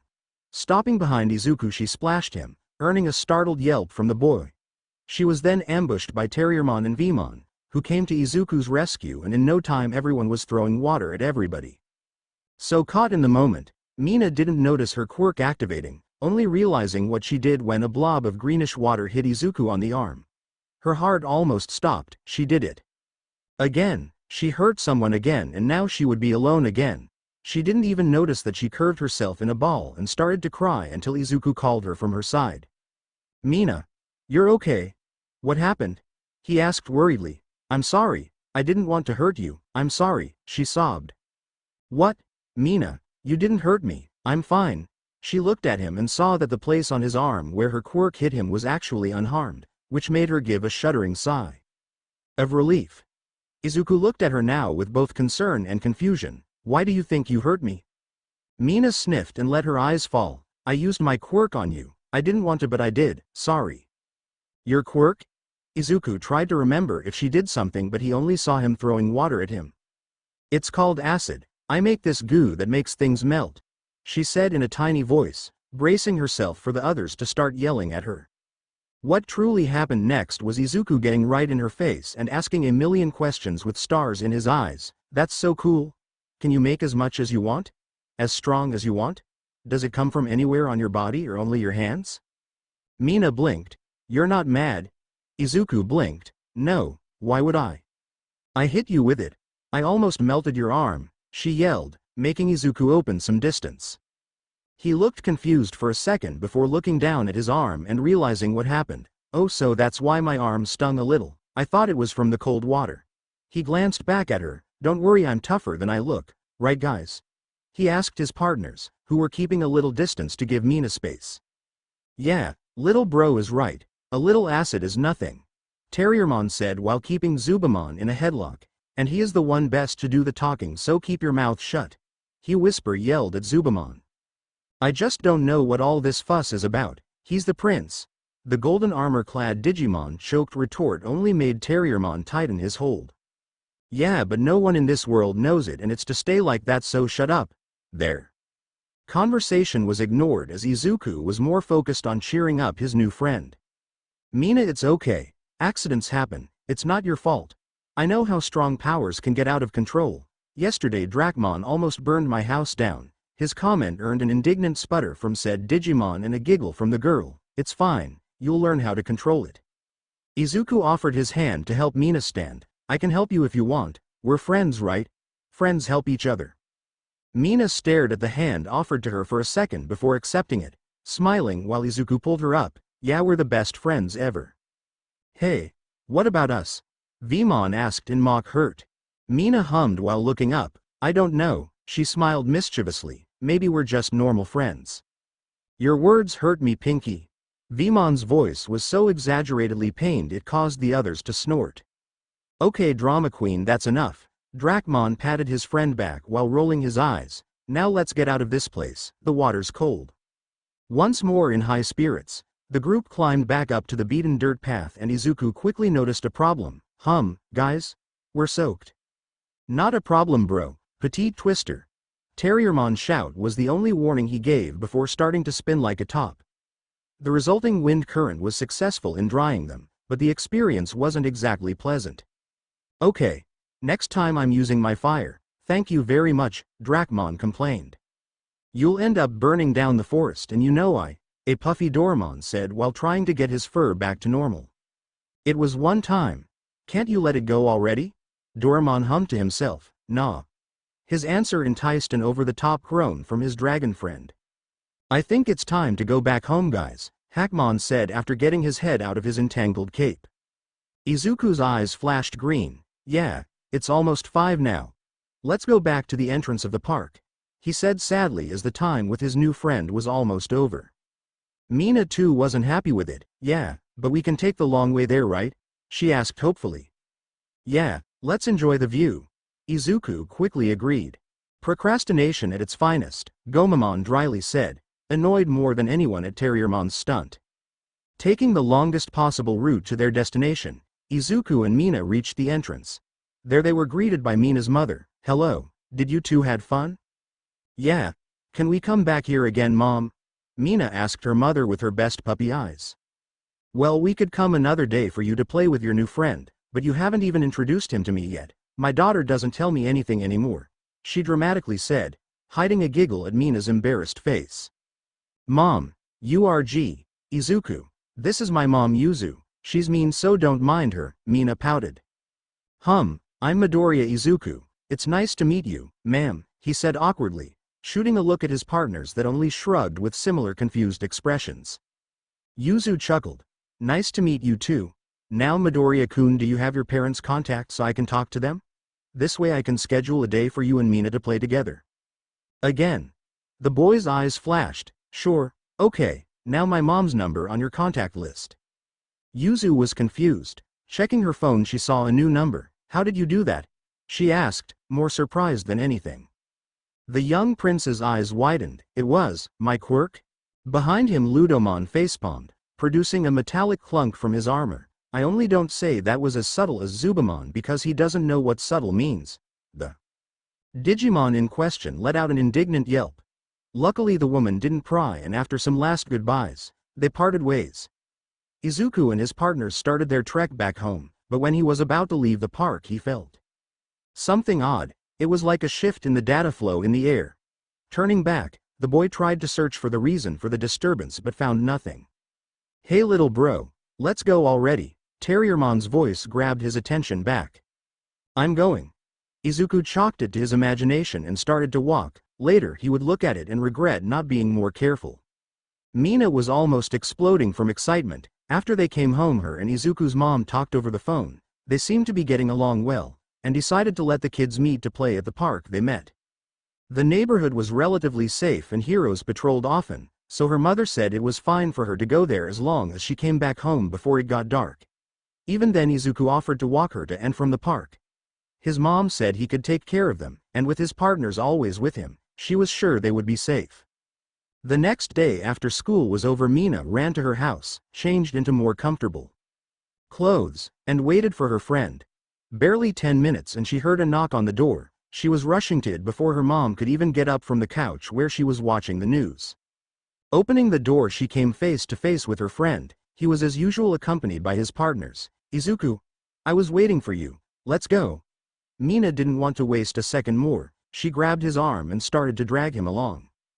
Be careful kids, and don't stay out too late, Yuzu said from the front door. She knew her daughter and that it would be useless to try to stop her now. She just hoped nothing happened to them. A mother would always worry after all. They all reached the park, and the moment Izuku set his foot in it he felt the disturbance. Again, this time much stronger. The other noticed his discomfort. Hey, everything okay? Vmon asked. Izuku's unease put all his partners on edge. There's something wrong here. I don't know what it is, but it's coming from there. He pointed to the woods. Mina didn't understand what was happening, but if her friend was that worried about it then they had to check it out. Well, let's go then. If there's a problem then we have to fix it, right? Izuku didn't know if bringing Mina along was a good idea. Even if this wasn't the digital world, it could still be dangerous. The decision was taken out of his hands when Mina grabbed his hand and started to walk to the forest. Well, in the worst case he would protect her. They tracked through the woods, Izuku following the waves of weird data to its origin. Everything seemed right until they reached the river. Izuku watched transfixed as its data seemed corrupted, like it was a mix from the real and digital world. From its stop signs rose from floating blue sprites. What's that? Mina asked while staring at the strange phenomenon. I don't know, but better be careful. Stay close to me, guys. Royal Guard formation. Izuku's order was quickly followed by his companions.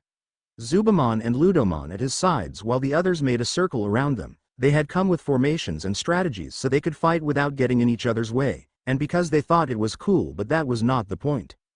Mina was starting to get nervous. Her friends all looked on edge. She didn't know why, but it couldn't be a good sign. They slowly made their way deeper in the forest, more and more. Stop signs sprouting from square windows to a blue void.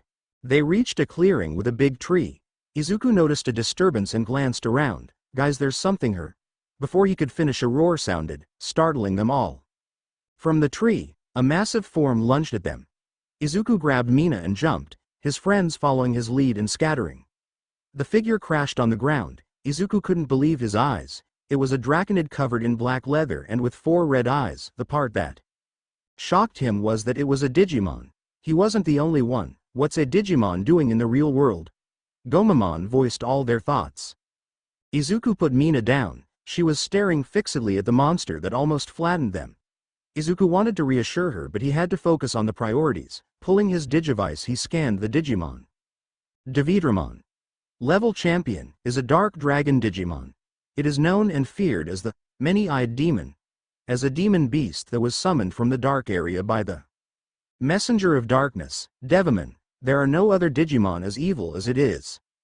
Although it is a Dramon species Digimon, its limbs are unusually developed, so it cuts the opponent to pieces with its elongated arms, and flies about the darkness with its sturdy legs and wings. Its personality is the epitome of wickedness, and it is unmoved by a spirit of compassion. If it glares at them with its 4 eyes burning in deep crimson, the opponent becomes unable to move, and it will chop up their unresisting body. The tip of its tail is able to open up and take on the shape of a claw, which can skewer the opponent. This Digimon was most likely produced by the evil feelings of hackers who were abusing the computer network for their own selfish desires. Well, if that doesn't say this guy is a villain, then I don't know what does. Vmon chuckled at the description of DemiVmon. Well, then it's our jobs as heroes to beat him up.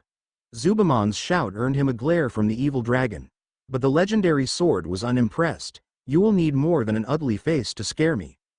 As if responding to his taunt, 2 other DemiVmons jumped from the trees, surrounding the group.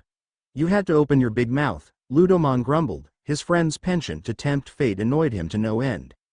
Izuku now was seriously worried. 3 champions would be a challenge normally, but a scared Mina clung to his side would make the fight much more complicated. He had to make sure she was safe, which was easier said than done when he was being stalked like prey by 3 dark dragons.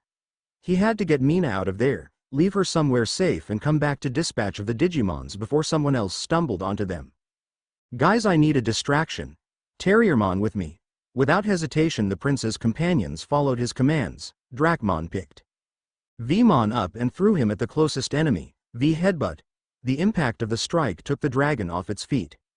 Izuku grabbed Mina's hand and started to run the moment the opening appeared. Terriermon hot on their heels to be sure they wouldn't be attacked from the back. The other Digimon still on the clearing prepared to fight. Let's see if we can take them out before Izuku can even get back. Vmon asked casually, back to back with Dracmon. Is that a challenge? The rookie dragon asked. Now it is. They rushed at the 2 still standing enemies, the others parting into 2 groups and following their lead. With the fleeting group, Mina asked while running, Izuku, what was that? What are those things? Izuku asked without stopping. Those were Digimons like Terriermon and the others, but evil and stronger. The last part is debatable, Terriermon said from behind them. Not the time. Izuku yelled over his shoulder. We'll take care of them, but first I have to make sure you're safe. His concern for her was touching, but she wouldn't let her friend just leave her behind to fight monsters. Planting her feet on the ground, Mina stopped their escape and turned to Izuku. I can't just leave you to fight alone like that. Izuku thought of 100 arguments to try to make Mina understand it was the best option. Unfortunately, he didn't have the time to use any as yet another DemiVmon jumped on them. Look out! He pushed his pink friend out of the way. Mina watched almost in slow motion as the big black claw smashed on her friend, cracking the ground and raising a dust cloud. Izuku, she cried. Now you've done it, you punk! Terriermon shouted as he lunged at the DemiVmon face. Terrier punch. The attack made the Digimon step back, getting its claw off the crater and freeing a battered but still relatively fine Izuku. The boy got up while holding his ribs. Ouch, that hurt more than I expected. He got away from the fighting Digimon and to his crying friend. Mina, you're okay? Me? That thing smashed you? She let tears of relief fall. For a second she thought her friend was gone. Don't worry, I'm really tough. Izuku put his best all-might smile to try calming her. Crap. At that moment Terriermon's yell reached them. Now it was the bunny who was being pinned down by the dragon. Izuku was already moving. Mina distressed calls at his back. The young prince jumped and kicked the DemiVmon's snout, causing it to recoil again. Terriermon escaped his predicament and uppercut the evil Digimon on the jaw, giving the chance for Izuku to finish their combo with a punch on the dragon's stomach. The DemiVmon fell, leaving the 2 panting boys victorious. That wasn't so bad, Terriermon said while elbowing his little bro. As his words settled, 3 other DemiVmons came from the trees. Izuku glared at his partner. You had to say it. Oops. Terriermon shrugged, not looking apologetic at all. Mina rushed at her friend's side and started to pull them. We have to run, there's just more. And more of those things coming. You two will get hurt. She was scared for her friends. They were both tired and hurt and there wasn't end to the monsters. Izuku stops her attempts of dragging him, giving Mina his hero smile. He just shook his head. It's okay. Terriermon walked to his brother's side, not bothered by the slowly approaching enemies. Yeah, we can do this all day. Heroes keep fighting no matter what. No one noticed Izuku's digivice starting to glow at their words. Terriermon turned to the DemiVmons and said, so you can come as many times as you want. We'll beat you all. At the rising determination of the two heroes, Izuku's digivice lit up. Conditions met, activating main protocol, evolution. In a flash, Terriermon was encompassed by a white orb with glowing green grid-like lines. Terriermon digivolves too. At every word the lines lit up more and more until the orb burst, revealing his new form. Gargomon. The prince's first partner now was a bipedal lagomorph-like canine with green fur that had whisker-like markings on his cheeks and a diamond marking on his forehead under his horn. He was wearing a pair of minigun-like gauntlets with movable extremities on its tips, serving as his fingers, and denim jeans strapped firmly by a brown belt. Izuku and Mina had stars on their eyes seeing the new champion. Izuku pulled his digivice and scanned Gargomon. Gargomon. Level champion, is an animal Digimon. It digivolved from Terriermon and is a hunter Digimon skilled in hunting. Despite its outward appearance, it uses attacks of unparalleled accuracy to reliably bring down the opponent with its nimble movements. Its leg strength is strong enough for it to jump sky high, and it is also able to spread out its ears to glide. Although it usually has a cheerful personality, once it is angered, it gets out of hand. Its cherished DEKU 503XX jeans are its obsession. Hey, I finally have pants. Can't I enjoy it? Gargomon's voice was now a little deeper, matching his new size, a full head taller than Izuku, but with the same joyful tone the bunny Digimon always had. The DemiVmons stopped their march for a second, surprised by the sudden evolution, but they quickly recovered from the shock and rushed to attack, seeing Gargomon as a threat now. Laughing at his enemies, Gargomon dashed at them. Let's have some fun. With the sheer amount of power flowing through him, this wasn't a battle anymore, it would be the curb. Stomp of the century. When the first DemiVmon lunged at him, he ducked below the extended claw. With his gauntleted arms lit up he attacked, dum-dum upper, with a literally explosive uppercut. Gargomon sent the dragon flying, but before it could get far, he grabbed its tail. Where do you think you're going? We're just getting started. Using his new strength, Gargomon pulled the DemiVmon and used its body to pummel the other two. Izuku sighed. Now that the danger has passed with the new evolution of his friend, he was free to be exasperated at how he was using the other Digimons to play whack-a-mole. Why am I not surprised? First he threw people, now he is using them as bludgeon weapons. Mina was giggling at his side, the earlier fear nowhere to be seen. You have to admit it's funny. Well, I can't argue with facts. Izuku himself was chuckling at the scene. With a final spin, Gargomon batted the DemiVmons aside and threw the last one away. Beating the non-existent dust off his gauntlets, he turned back to the two humans, done and dusted. If no one else would like some? He shouted to the trees. When one started to stir, he received a glare from Izuku, but luckily the ones that came from its branches were their friends. Don't fear, the cavalry has arrived, Vmon said before seeing the three DemiVmons. Slumped on the ground in the new form of his bunny friend, but we sure arrived late, what did we miss? The voice that answered his question wasn't one he was expecting. Beside the first time Gargomon achieved his champion evolution, nothing much.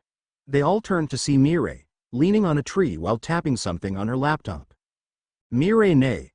What are you doing here?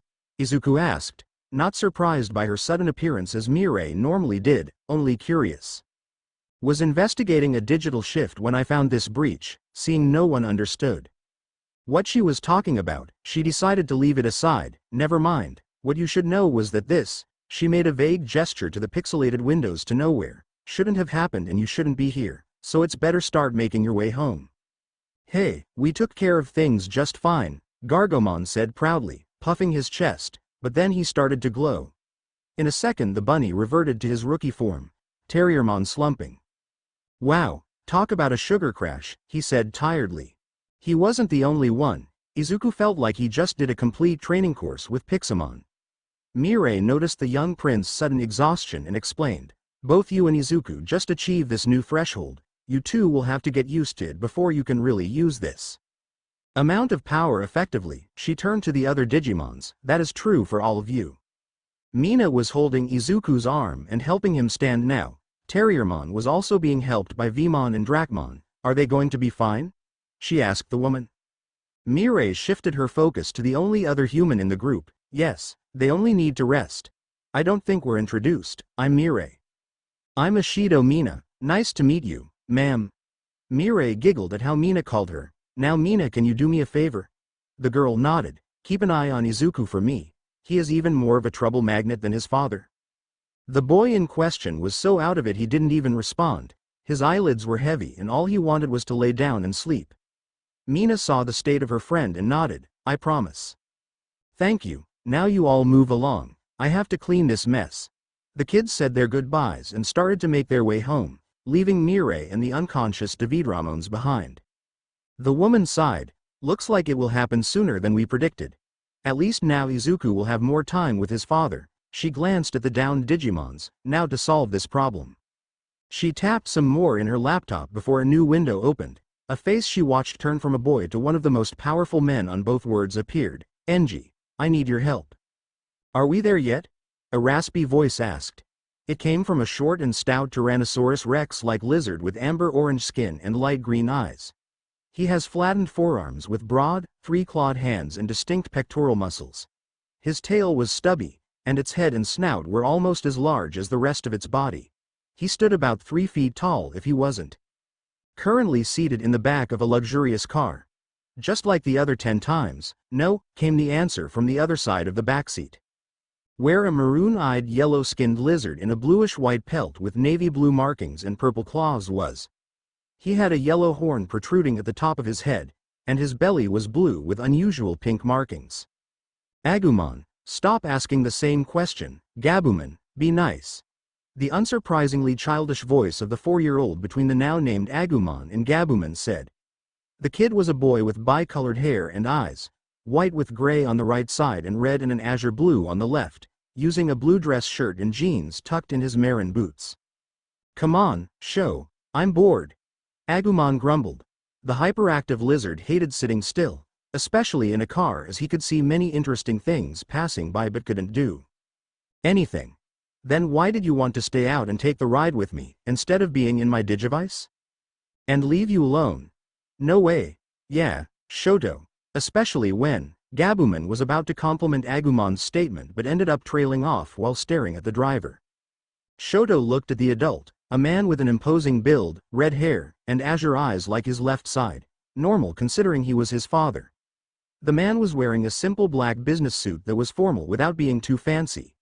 It matched his complexion perfectly as, since the other day when his dad had to take an emergency call, he had frowned and looked, not angry, but extremely annoyed. Shoto's mom had just laughed it off and said that it wasn't anything to be worried about, but that hasn't stopped his and his siblings' concern. That was the not-so-good part of having a hero for a father. You always questioned if he was alright, and even when he wasn't, he would say yes. Add the fact that Shoto's dad was the number 2 hero only made things more complicated, but also being a hero of the digital world and all it entailed made Todoroki Enji's life a giant pile of stress. Hey, Dad. The sound of his son's concerned voice brought Enji focus back from his spiraling thoughts. He knew that day would come, but that didn't make the pill any less bitter to swallow. When Mirai had called him to take care of a Midoriya's mess, he felt he was 15 again. And Hasashi had lit something on fire and was calling him desperate for help or an alibi. It didn't matter how much he wanted to deny this. The day had come for his son to meet his burden. No, he was not exaggerating. The capability of a Midoriya to get in trouble was literally world-ending. Sighing, Enji decided to move on directly to acceptance to end his grief. His son's peace was dead and buried, and nothing would change that fact. Shoto, I have something to tell you. His tone got the boy and his Digimon partner's attention. There is a family tradition that you will be part of from now on. Shoto had even more questions now, but he chose the most relevant. What family tradition? With all the existential suffering only someone that survived what he did could produce, Enji said, keeping a Midoriya safe, or minimizing the resulting chaos and destruction there. Existence causes. Huh? Was the understandable response from all backseat passengers. Letting out another sigh, Enji started to explain, my father, your grandfather, had a brother in all but blood. His name was Midoriya Mikumo. The beginning of the tale already got the boys' full attention. They were almost attached by the hip. Always together don't matter the situation, and I'm glad they're because a family trait of the Midoriyas is to attract trouble. Your grandfather had many stories of how his friend could end up in the middle of a disaster anytime, anywhere, and just by him being there things escalated faster than you could blink. I don't like where this is going, Gabumon whispered to Shoto. Time passed and other generations came to be, and while I was older, this only caused my work on keeping Hasashi from destroying the worlds we know by going to get groceries or any reason the universe deemed fit to send a disaster his way. What was any reason at all? So the Hasashi he always talked about was one of these guys. That explains why he always looked like he wanted to strangle someone. Agumon pointed, not bothering to keep his voice low. Now I'm sorry to say Shoto, but it's your turn. Hasashi's son has already started to be a trouble magnet and you will have to be the one to keep him, and everyone else, safe from himself. Enji glanced at the rear view and saw Shoto with a blank face. The boy stayed silent for a moment before giving another perfectly understandable response for someone in his situation. Huh? Enji checked the address one last time, and fortunately, or unfortunately depending on the point of view, it was the Midoriya residence. The unassuming door in the unassuming apartment complex didn't give a clue of the disasters that lived just beyond its threshold. He was sure his partner would grumble he was being dramatic and stalling if he hadn't stayed at their agency to hold down the fort while Enji was away. Deciding to just bite the bullet, Enji knocked on the door. Barely a second later the sound of small and quick footsteps came from inside the house. What happened next made Enji once more feel like he was decades in the past. A Hasashi opened the door, a small and off-colored Hasashi. But the freckles and that light in the young boy were the same he remembered. The illusion of being back in time was broken when the boy spoke. Your endeavor. Can I get your autograph? He offered Enji a notebook the man could swear he wasn't holding a second ago. Shoto poked his head from behind his father's legs, staring at the smiling green-haired boy. That was the World Destroyer. He seemed so nice. Enji, even after all his years as a hero and head of the family, still didn't know how to do proper social interactions. He knew and accepted that he wasn't a people person. That's why normally he let his wife take the charge in talking with other human beings, and his partner with other Digimons. Unfortunately, neither of them were with him now. Fortunately, a familiar chuckle came from inside the house. A voice he knew all too well followed soon. After. Calm down, Izuku. Enji will have time to give you an autograph after you invite him in, Mirai said while putting a hand on the boy's head and ruffling his hair. Enji saw the mischief hidden inside Mirai's eyes and there was the moment he knew she was enjoying all this. If he was a betting man, Enji would say she called him, especially just so. She could watch the events the woman was sure would unfold. His pride as endeavor wouldn't let him take that lying down. He decided to take the challenge of social situations and awkward introductions that would lead to digging into a completely insane past for all normal standards into his own hands just to not give her the satisfaction of seeing him squirm. Enji accepted the unspoken invitation and entered the house. Taking off his and Shoto's shoes, the man followed the child almost vibrating in excitement and the still amused woman inside the Midoriya's home. What greeted him was a scene he would expect in the digital world. Various rookie Digimon longing about and playing together while in the kitchen he could see the woman Hasashi still bragged about cooking with the help of a Dracomon, as everybody knew Dragon Flames had the strange ability to cook meat just right, to the perfect point to bring the flavor out. Shoto was also more relaxed seeing all the Digimons, even if he was staring at the copy of Hasashi holding a Doraemon in a headlock. Doing a double take, Enji also stared at the scene. Seeing in his absent-minded state he didn't notice that argument that had started until now. Don't bite the pillows, the boy grumbled at the furry Digimon. But they are so nice to chomp. Come on Izuku, it's not like I'm the only one that does it. The Vmon watching TV while sprawled on the couch answered without looking away from the screen, yes it is. Mirai giggled behind her hand. They're quite lively, don't you think? She asked a stone-faced Enji. The man gave a pointed look at the boy and the extremely familiar discussion the elder Midoriya already had with his own partner oh so long ago. He still had the pillow with teeth marks if he wasn't mistaken, the slightly burnt couch from the heated argument didn't survive though. Boys please, not when we have guests. Inko, along with DemiVmon, came from the kitchen with food in town. She saw the imposing figure of Enji and became a little nervous. Sorry for the wait, I was just finishing. Enji shook his head, don't worry, we came unannounced after all. Actually not really, Inko chuckled awkwardly. Enji didn't need clarification, knowing perfectly well that Mirai had told Inko of his arrival before he could even think about coming here. She was that scary. At least we're not intruding. Inko started to set the table, that and I made enough for everyone. Kids, food is ready. In a flash of perfectly controlled chaos, all Digimon and boys stopped whatever they were doing at the moment and dashed to the table. In an impressive 5 seconds flat they were all seated, leaving only Enji standing, as even Shoto was dragged in that awe-inspiring display of speed and hunger. Sighing, Enji just accepted that he was talking over lunch.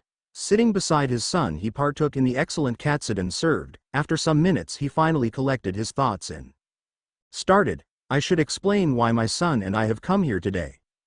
While Inko and Mirai stopped eating to pay him attention, the children were too enthralled to stop. Enji continued, I'm Hasashi's brother, caretaker, babysitter, the sole reason he is still alive, friend, since forever really, and while he couldn't tell you about me or Sasaki, or even our duty, he told me everything about you. Inko blushed slightly at Enji's exasperated words. She loved how her husband treasured their family more than anything, but she was so embarrassed knowing she bragged about it for gods and worlds.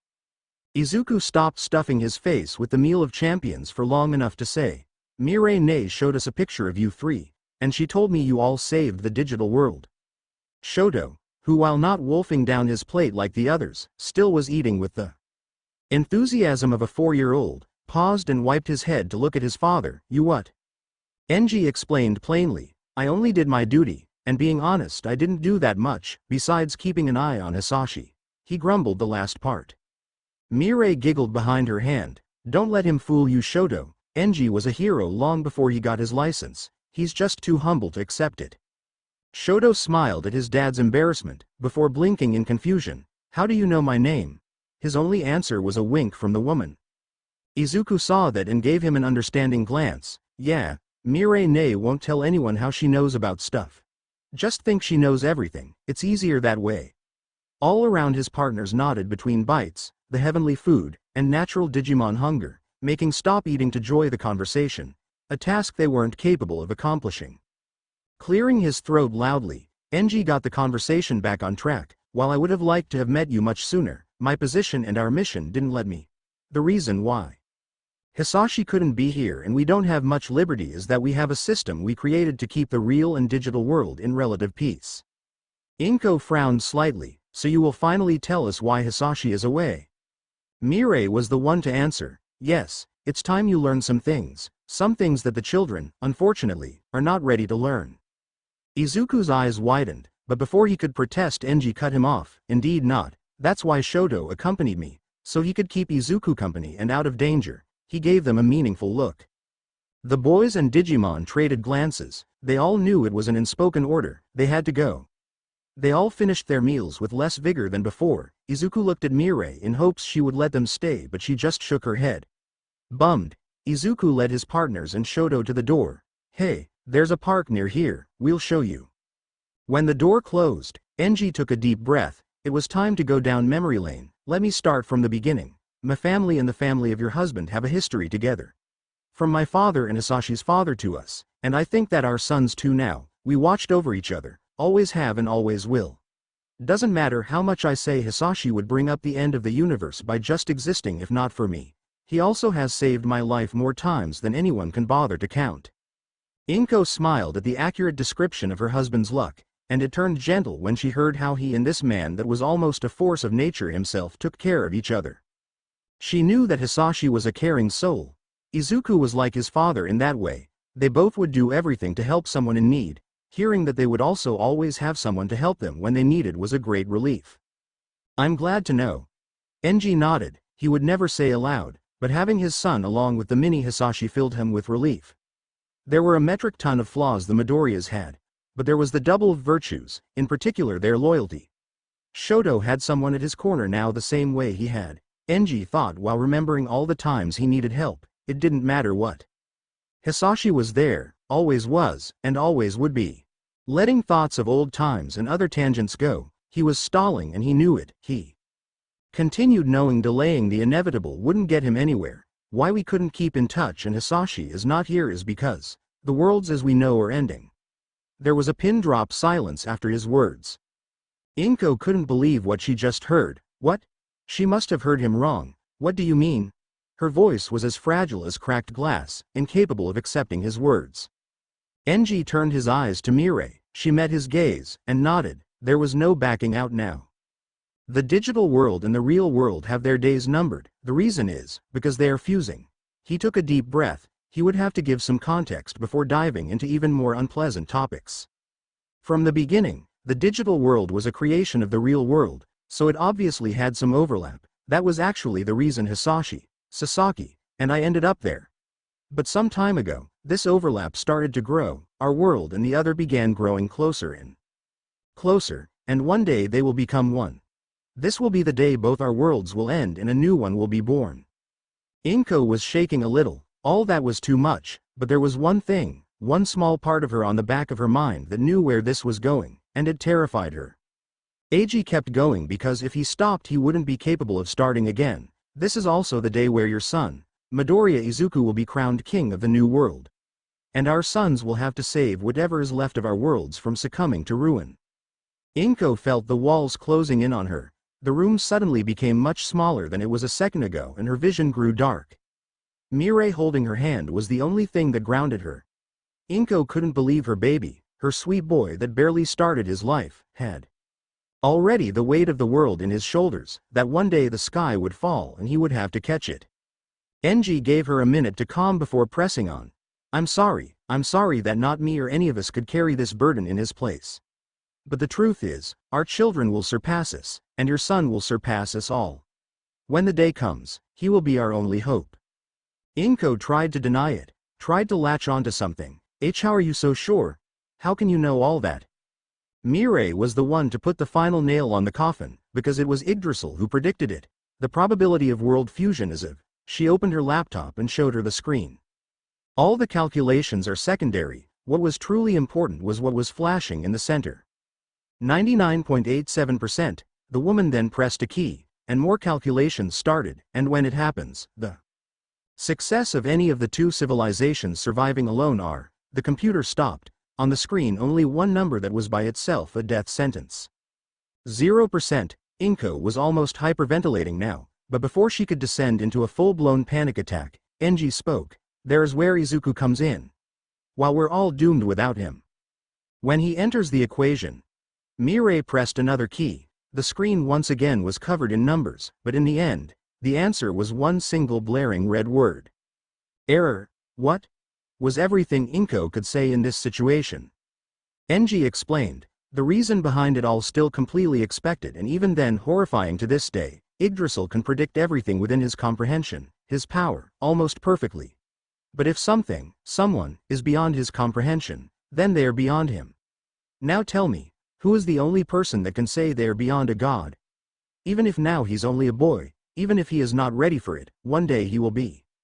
Inko now felt numb. She skipped directly to the grim acceptance that her Izuku's future wouldn't be what he deserved, but what all of them would need. She wouldn't watch him becoming a hero as he wanted. She would see him becoming the king. She didn't even notice she was crying, but the tears fell. Why did they do wrong to leave her dear child with such fate? And the worst part is that, if that means to protect people, protect his family, protect everyone, she knew Izuku would do it with a smile on his face. Enji stood up and to Inko's startled surprise gave a deep bow that had his head completely parallel to the table. I am sorry, but that's not enough. I promised Hasashi I would look after both of you when he couldn't, just like he promised to look after my family. We're both men of our words. I promise you too that I will do everything in my power to make sure our sons will be ready for their future. Inko was once again flooded with emotion, tears biting at her eyes. Thank you. She was never a fan of heroes like her son was. but the man bowing to her with sincerity was on top of her list now. Please, stand up. At her words, Enji straightened himself. Sitting back down, he began to explain what they could do for their children, and that with the current state of things Inko could expect to see more of him, and hopefully the third member of their group of Digimon chosen. They talked for hours, Inko finally learning about the life of her husband and what he had faced, about what her son should expect, and what she could do for him too. When they ended, it was late at noon, the sun almost setting, and then was the moment the children returned. Enji looked at them and sighed, their state once more bringing him to ages past when he and his brother, in all but blood, were in the same way, and their fathers laughed at their misfortune. Shoto had the left side of his shirt almost completely burned off, trails of smoke still rising from the little that was left from it. The youngest Midoriya though was covered head to toe in fresh cement. Both boys were a mess, but both were also sporting the biggest smiles he ever saw, considering how his youngest had difficulty in expressing himself. That was saying something. At the side, Inko's gaze at the boys was soft like only a mother's gaze could be, and Mirai was almost visibly radiating amusement. He was in their position before, coming home looking like hell for reasons that were best left unsaid, so he made the only pertinent question, did you two have fun? No, Enji wasn't smiling, and he would deny it to anyone that asked. The boys traded a glance, an unspoken conversation, and answered at the same time, yes. Enji should be concerned, about the future, about the tragedies to come, about various things, but he wasn't. Why? Because the greatest calamity the worlds have ever seen had just gained a faithful companion, and unlike how it was with Hasashi and him, Shoto seemed fine with going along with whatever chaos his friend would cause. May Yggdrasil have mercy on the poor fools that get in the way of these boys, because my son is a genius and Hasashi's son is a menace. Just like we are back on the day. But oh so much more. Enji gave a silent prayer as Shoto and Izuku started to tell the convoluted and borderline insane story of how they ended up looking like that. Maybe there was a reason he should be concerned, but Enji accepted that reason wasn't something that applied to his life a long time ago. Chapter end notes. What? Do you think everything in this FIC would be rainbows and sunshine? Better thing again. This thing will be an insane spiral of Izuku and his friends trying and failing to keep existence from falling apart, and it will be fun. Now in more serious talk, this chapter was a little shorter because the next one will cover Izuku and Shoto's magical adventure while their parents talked about adult stuff. So yeah, expect the usual schedule of craziness, silliness, and chaos. Izuku. Yeah, Shoto. Weren't we going to a park? Yeah. Then why are we in the sewers? The youngest Todoroki tried and failed to understand how it came to that. They had left the Midoriyas' house and hit the street. On the way, Shoto had taught Izuku how to send his partners into his digivice so they could move faster in a smaller group. It was actually really easy, he just had to open the connection and let the Digimons import themselves into it. Inside was a reserved space that worked as a safe house for them. Shoto's looked like a wooden cottage on a snowy mountain, Izuku's was exactly like the boy himself, weird. It was a 3 stories tall building made from wood, stone, metal, and even crystals, with a big tree that was an amalgamation of it all in the center. The strange construction was located in the middle of a valley that bordered a beach, a desert, tundra, and every other biome there was. All Izuku's partners save for DemiVmon entered it to start working on the place. The building was empty but had a terminal where they could customize it. After a long debate, it was decided the place was weird already, so they could all just go nuts as long as no one got in the other's way. That led to the group being composed of the 2 human boys, Shoto's partners in DemiVmon. Until that part, the young Todoroki could understand the sequence of events, but then something happened and they were now underground, and he couldn't even remember what exactly. It was as if Shoto blinked and in that time they had gone off track enough to be in a completely different place. Oh, that's because there's a digital shift here, Izuku exclaimed while pointing ahead, at the dark tunnel they were tracking through. Shouldn't we tell my dad? Shoto knew what a digital shift was, and he also knew they shouldn't be near one. He's busy talking with my mom, so we have to go there to solve the problem. Shoto thought the logic sounded reasonable. Okay then, let's go. DemiVmon snorted. See, told you he would go along. Agumon pouted. Dang. Gabumon, the last reasonable being left, facepalmed. Now I know why they say Izuku's a walking disaster. Izuku kept leading his friends by the maze that the sewers until finally, the marks of a digital shift started to appear. This time, the blue sprites to nothing were accompanied by railways that flowed from one window to the other, crisscrossing through one another. I'm starting to regret coming along. Gabumon sighed. Don't be like that, it's not that bad.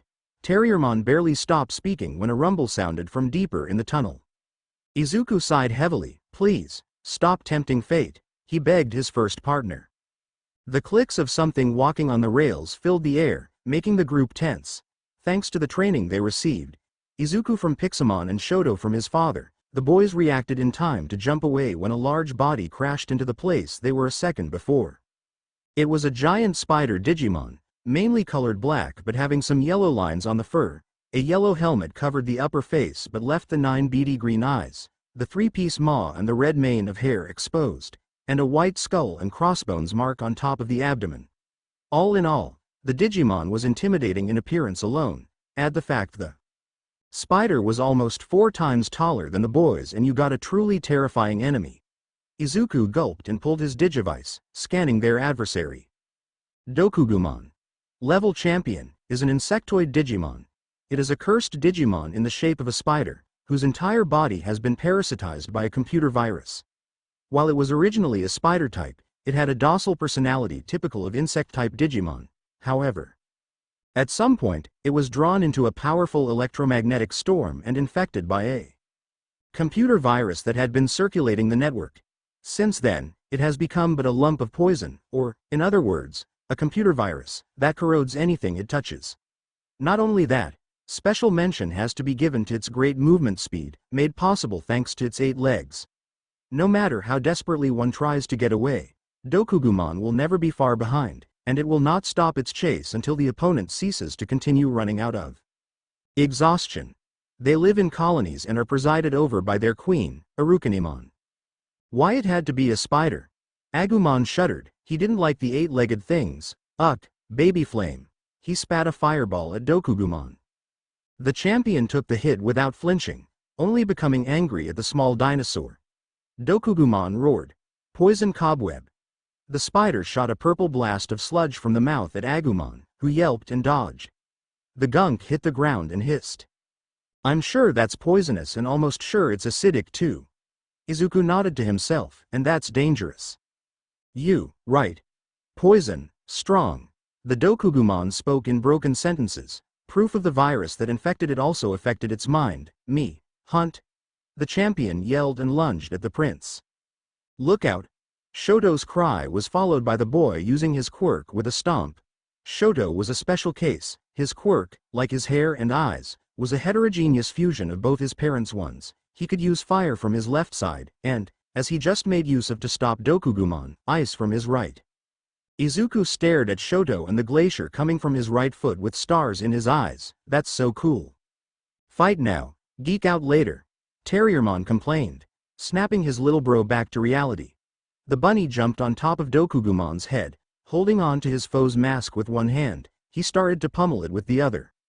Shoto, can you trap Dokugumon's legs? Izuku already had the start of a plan, but he needed to know what Shoto was and wasn't able to do before anything. The bichromatic boy blinked. I think so. I never tried on someone with more than 4 legs before. That will do, on my signal. Izuku then turned to Agumon and Gabumon. You two, help me to reach that. He pointed at one of the floating rails. Agumon asked his friend, fastball special. Yup. Gabumon nodded. Both rookies grabbed Izuku. 1 arm and 1 leg each. They lifted the boy, got a running start, and then threw him up. The prince sailed to his target and hit it with a perfect 3-point landing. Now Shoto. His cue given, the boy stomped down and spread his ice wide, overshooting a little but getting all the spider Digimon's legs stuck. Izuku jumped from his perch the second he saw his enemy stopping, falling with an impressive front flip. The boy brought his leg down on an axe kick. Smash. He was still an All Might fanboy, and always would be. The prince's attack made Dokugumon buckle and one last swing from Terriermon's fist brought it down. Both landed and traded a high five. We did it, they cheered. A little help? Shoto broke the moment. The boy accidentally iced his own foot to the floor and he didn't want to risk burning himself to melt it. He knew how to use his right side better than his left, maybe because he was right-handed. Agumon and Gabumon grabbed their human partner and pulled, freeing Shoto, thanks. So, are we done? Agumon asked, only for a loud noise to come from deeper in the tunnel. Yeah, guess not. Come on, let's go check it out, Izuku called, already rushing ahead, Terriermon hot on his trail. Hey, wait up! Gabumon cried out, the three stragglers running after them. As the children regrouped, they soon found themselves in a well, big enough to house a football field, and then some large pipes flowing with dirty water letting it fall freely to its depths hanged from the walls of the pit. That was not what made the view surprising, the fact a complex array of rails and webs covered most of it, rising from the well's bottom and up, to the limits of the boys' sight and beyond. Crawling on the fantastical structure were at least 30 different Dokugumon. The entry said they lived in colonies, Izuku said dizzily, not expecting something like that. It also said they had a queen, right? Shoto gulped. We're doomed. Gabumon deadpanned. Guys, I think they saw us. Terriermon pointed down, at 3 Dokugumon fast approaching. He traded a glance with his little bro, Evolution? Izuku nodded. Evolution. He pulled his digivice and started to go down the path for the right directory. After their adventure with Mina, Izuku and Terriermon trained incessantly to achieve control over it. With help from Pixiemon and countless tries, they reached enough mastery of it for Terriermon to evolve to champion for 20 minutes. Izuku just hoped that would be enough. Evolution. Terriermon digivolves too. The bunny Digimon threw himself out the tunnel's edge just as his form was once more cocooned by a white dome with green grid-like patterns. Gargomon. The champion burst from inside the shell and started to shoot, using his ears to glide down. Unlike before, the projectiles stopped the Dokugumon in their tracks. Gargomon gunned all the targets he could see until landing on one of the rails. Come on. There's a lot more from where that came from. He raised his gauntlets in challenge, daring more enemies to show their faces. Izuku saw his partner charging ahead and nodded to himself. Walking back, he got a running start and jumped after him. Shoto looked at his partners and shrugged, doing the same. Well, what are we waiting for? Agumon grabbed Gabumon, much to his protests, and threw him before jumping, both falling behind their partner. I didn't agree with this. Gabumon cried. Turning to Shoto, he shouted, beef me up. Okay. Pulling his own digivice, it looked like a blocky radio, having an ergonomic grip on the left side along with a D-pad, 2 buttons on the right, 1 blue on the right and 1 orange on the left, and a screen the size of a flip phone 1. Shoto started his partner's own digivolution. Evolution. Gabumon digivolves too. The same white dome formed around Gabumon, but this time the grid over it was glowing blue, Garurumon.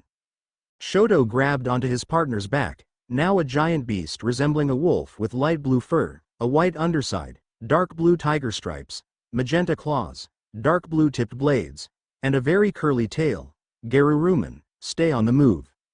Using his new form, Garurumon jumped from rail to rail, never staying in the same place for more than a second. Using the speed advantage, Shoto started to throw streams of flames from his left hand, burning the webs and spider Digimon alike. Izuku watched that with stars in his eyes. Pulling his digivice, he analyzed Garurumon. Garurumon. Level Champion is an animal Digimon. It is covered in blue, white, and silver-colored fur as hard as mithril, which is called a legendary rare metal, and since the blades growing from the tips of its shoulders have sharp edges, anything that touches them is cut to pieces. As it possesses a furious combat instinct and sinews honed in freezing lands, as well as carnivore-like agility and the accuracy to reliably bring down its targets, it is a being feared by other Digimon. However, its intelligence is very high, and it faithfully obeys those who it recognizes as its master or leader. So cool. Heads up. Agumon dive-bombed one Bokugumon that was sneaking behind Izuku while he was distracted, trying to blow a fireball at the spider Digimon again, with the same results. Agumon cried out, "Show, a little help for me too, please." The boy riding Garurumon sighed, "This is going to make getting out of bed tomorrow hard." He fidgeted with his digivice again, activating another stance of the evolution sequence. Evolution. Agumon digivolves too. The third rookie to evolve had an orange shining grid covering his white dome. From it a bipedal reptilian Digimon who looked like a Ceratosaurus burst out. Greymon. The new champion had orange scales with blue stripes covering his body, 3 clawed fingers on his hands, and 3 clawed toes on his feet, with claws protruding from the heels. Greymon was even wearing a rhinoceros beetle-like skull on his head, adding to the intimidating new form. Izuku wasted no time in pulling his record up too. Greymon. Level Champion is a dinosaur Digimon. Greymon's cranial skin has hardened so that it is covered in a rhinoceros beetle-like shell. It is an extremely aggressive Digimon, with a body like a lethal weapon covered in sharp claws and gigantic horns. However, it is highly intelligent, and if you're able to tame it, then there probably isn't any monster as strong. Mega Flame. This time, a colossal fire orb flew from the dinosaur Digimon's mouth, completely engulfing the Dokuruman in flames. Ha! Take that, you overgrown bug. Spiders are not bugs, Geruruman commented while passing by. Shush you. Greymon snapped back before charging at more approaching enemies.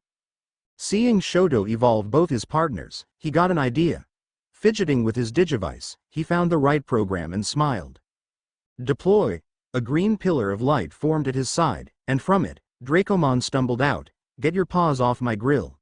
The small dragon looked from side to side and realized he was not inside the royal stronghold, the name they gave to the safe house, but in a mess of a battlefield. Huh, what did I miss? Dracomon, we need your help. I can see that. He quickly pushed Izuku aside and spat a fireball at a Dokugumon. Unlike Agumon, Dracomon did some damage, but not much. You need to evolve, we need to burn our way up. Izuku pointed at the spiraling way up, the rails making a path but being covered in too many webs for them to use. Fine. What do I need to do? At Dracomon's question, Izuku drew a blank. He only had Terriermon's evolution sequence. And only Gargomon and nothing beyond the champion. I should have thought this through. Well, think fast then. The rookie yelled as one of the spider Digimons lunged at him. Dracomon braced for impact, but even then the heavy body pushed him back. Planting his feet on the ground, clawed toes tearing the rails under him apart, the dragon roared. You think you're strong? Well, I'm stronger. Izuku, seeing one of his partners in need of help, rushed to his side. The young prince helped the dragon push back his enemy. Yeah, we're stronger. I don't know why you guys are trying to come to this world, but I won't let you do it just to mess it up. We won't. If you want to fight, you'll have to fight all of us. Just as their fighting spirits were set ablaze, the digivice in Izuku's pocket lit up. Conditions met, activating new module, evolution. Dracomon digivolves too. Izuku was pushed away as the white dome from the evolution formed, this one with an azure grid. With a flash and a violent wave of force, a larger, more powerful version of Dracomon exploded, the shell enveloping him with a roar. Quadramon. His body was now much more developed compared to his rookie form, his limbs, wings, and horns lengthening in comparison until the full-grown dragon stood taller than his enemy. Showing that the simple evolution only brought out the power he already had. Izuku, looking at the back of his partner, laughed joyfully as the entry for Quadramon played in his mind. Quadramon, Blue Level Champion, is a dragon Digimon. It is the digivolved form of the Dracomon who assimilates plenty of Blue Diamante, a rare gem mined from mountainous regions with very high altitudes. For them to live on steep mountains, they have grown wings and can fly at a high speed. Digimon having Dramon in their names must contain dragon gene data, dragon DNA, in their digi-cores. The higher the ratio of dragon DNA, the more the body shape is like a dragon type. Having a dragon DNA ratio of 100%, Quadramon is a pure-blooded dragon Digimon. Blue Flare Breath. Quadramon roar as a stream of blue fire consumed the Dokugumon in front of him, then with a sharp movement of his head, the dragon drowned every enemy near them in flames. Izuku's smile was blinding. With childish euphoria he ran over Quadramon's tail and back, ending on the Digimon's head and holding one of his red horns. Quadramon, all speed. Ahead. You don't have to tell me twice. With a powerful beat of his wings, the dragon took flight. Similar to Shoto and Geruruman, they threw waves of fire at everything in their path. Passing close to his friend, Izuku shouted over the raging flames, Shoto, let's go up. I think we don't have a choice. The youngest Todoroki looked back and only saw webs burning and spider Digimon falling down to the water below. Yeehaw! Gargomon laughed from his perch on Greymon's head, the armed bunny gunning down everything that got close while the charging dinosaur plowed over anything that stood on their path. The last one to get to the top is a smelly Numemon.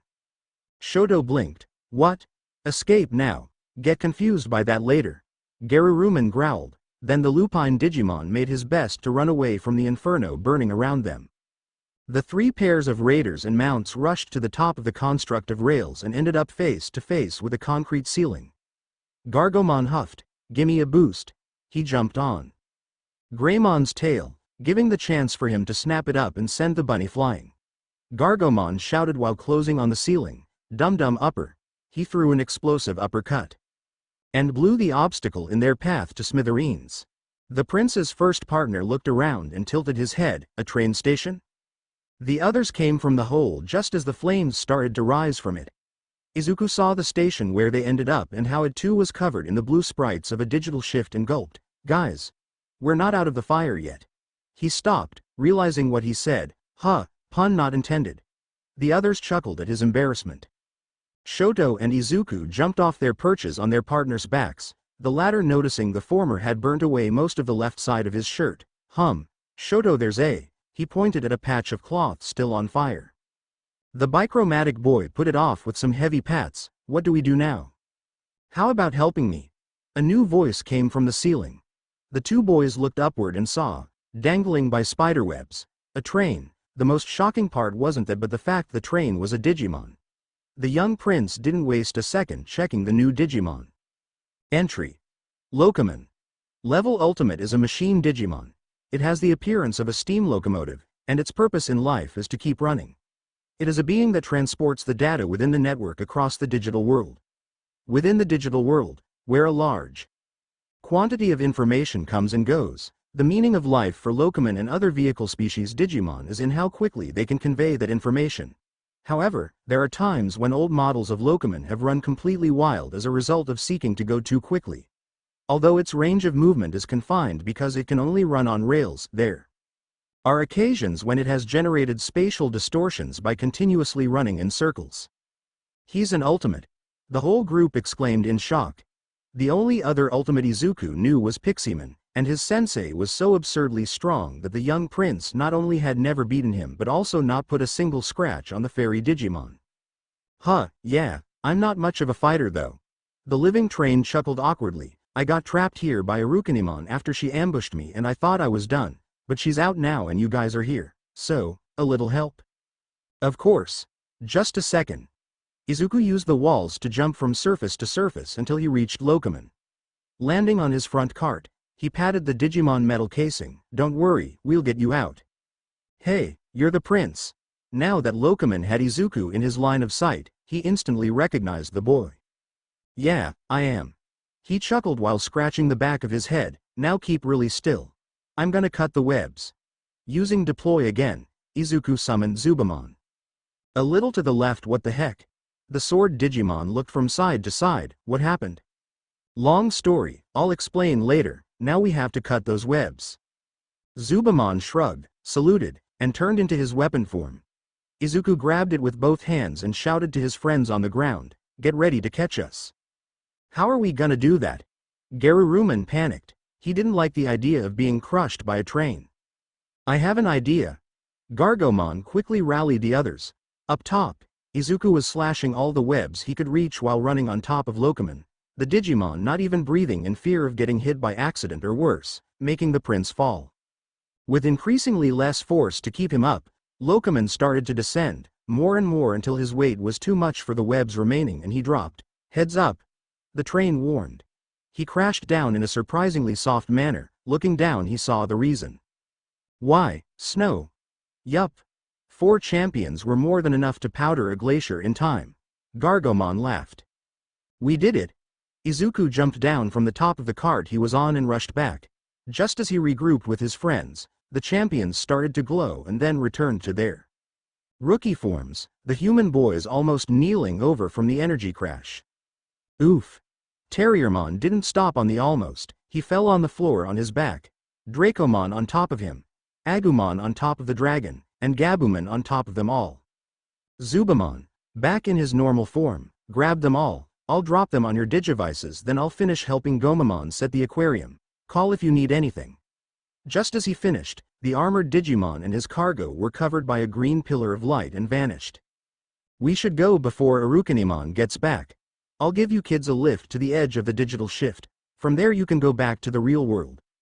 Lokoman offered, earning thanks from the boys. Izuku and Shoto hitched a ride on the conductor cart of Lokoman while the Ultimate started to make his way across the tracks, leaving the infested station behind. A minute later he stopped. That's your stop. Both boys disembarked on the rails, noticing they were in the middle of a complete blue void. Thanks Lokoman. Izuku expressed his gratefulness again, earning a chuckle from Lokoman. I should be the one thanking you too. If you need a ride, just say the word and I'll get you anywhere you want. Bye-bye. The trained Digimon set off his whistle and started moving away. What now? Shoto asked. Just as his words sounded, the limbo around them glitched and vanished a second later, leaving both him and Izuku standing on a normal train rail.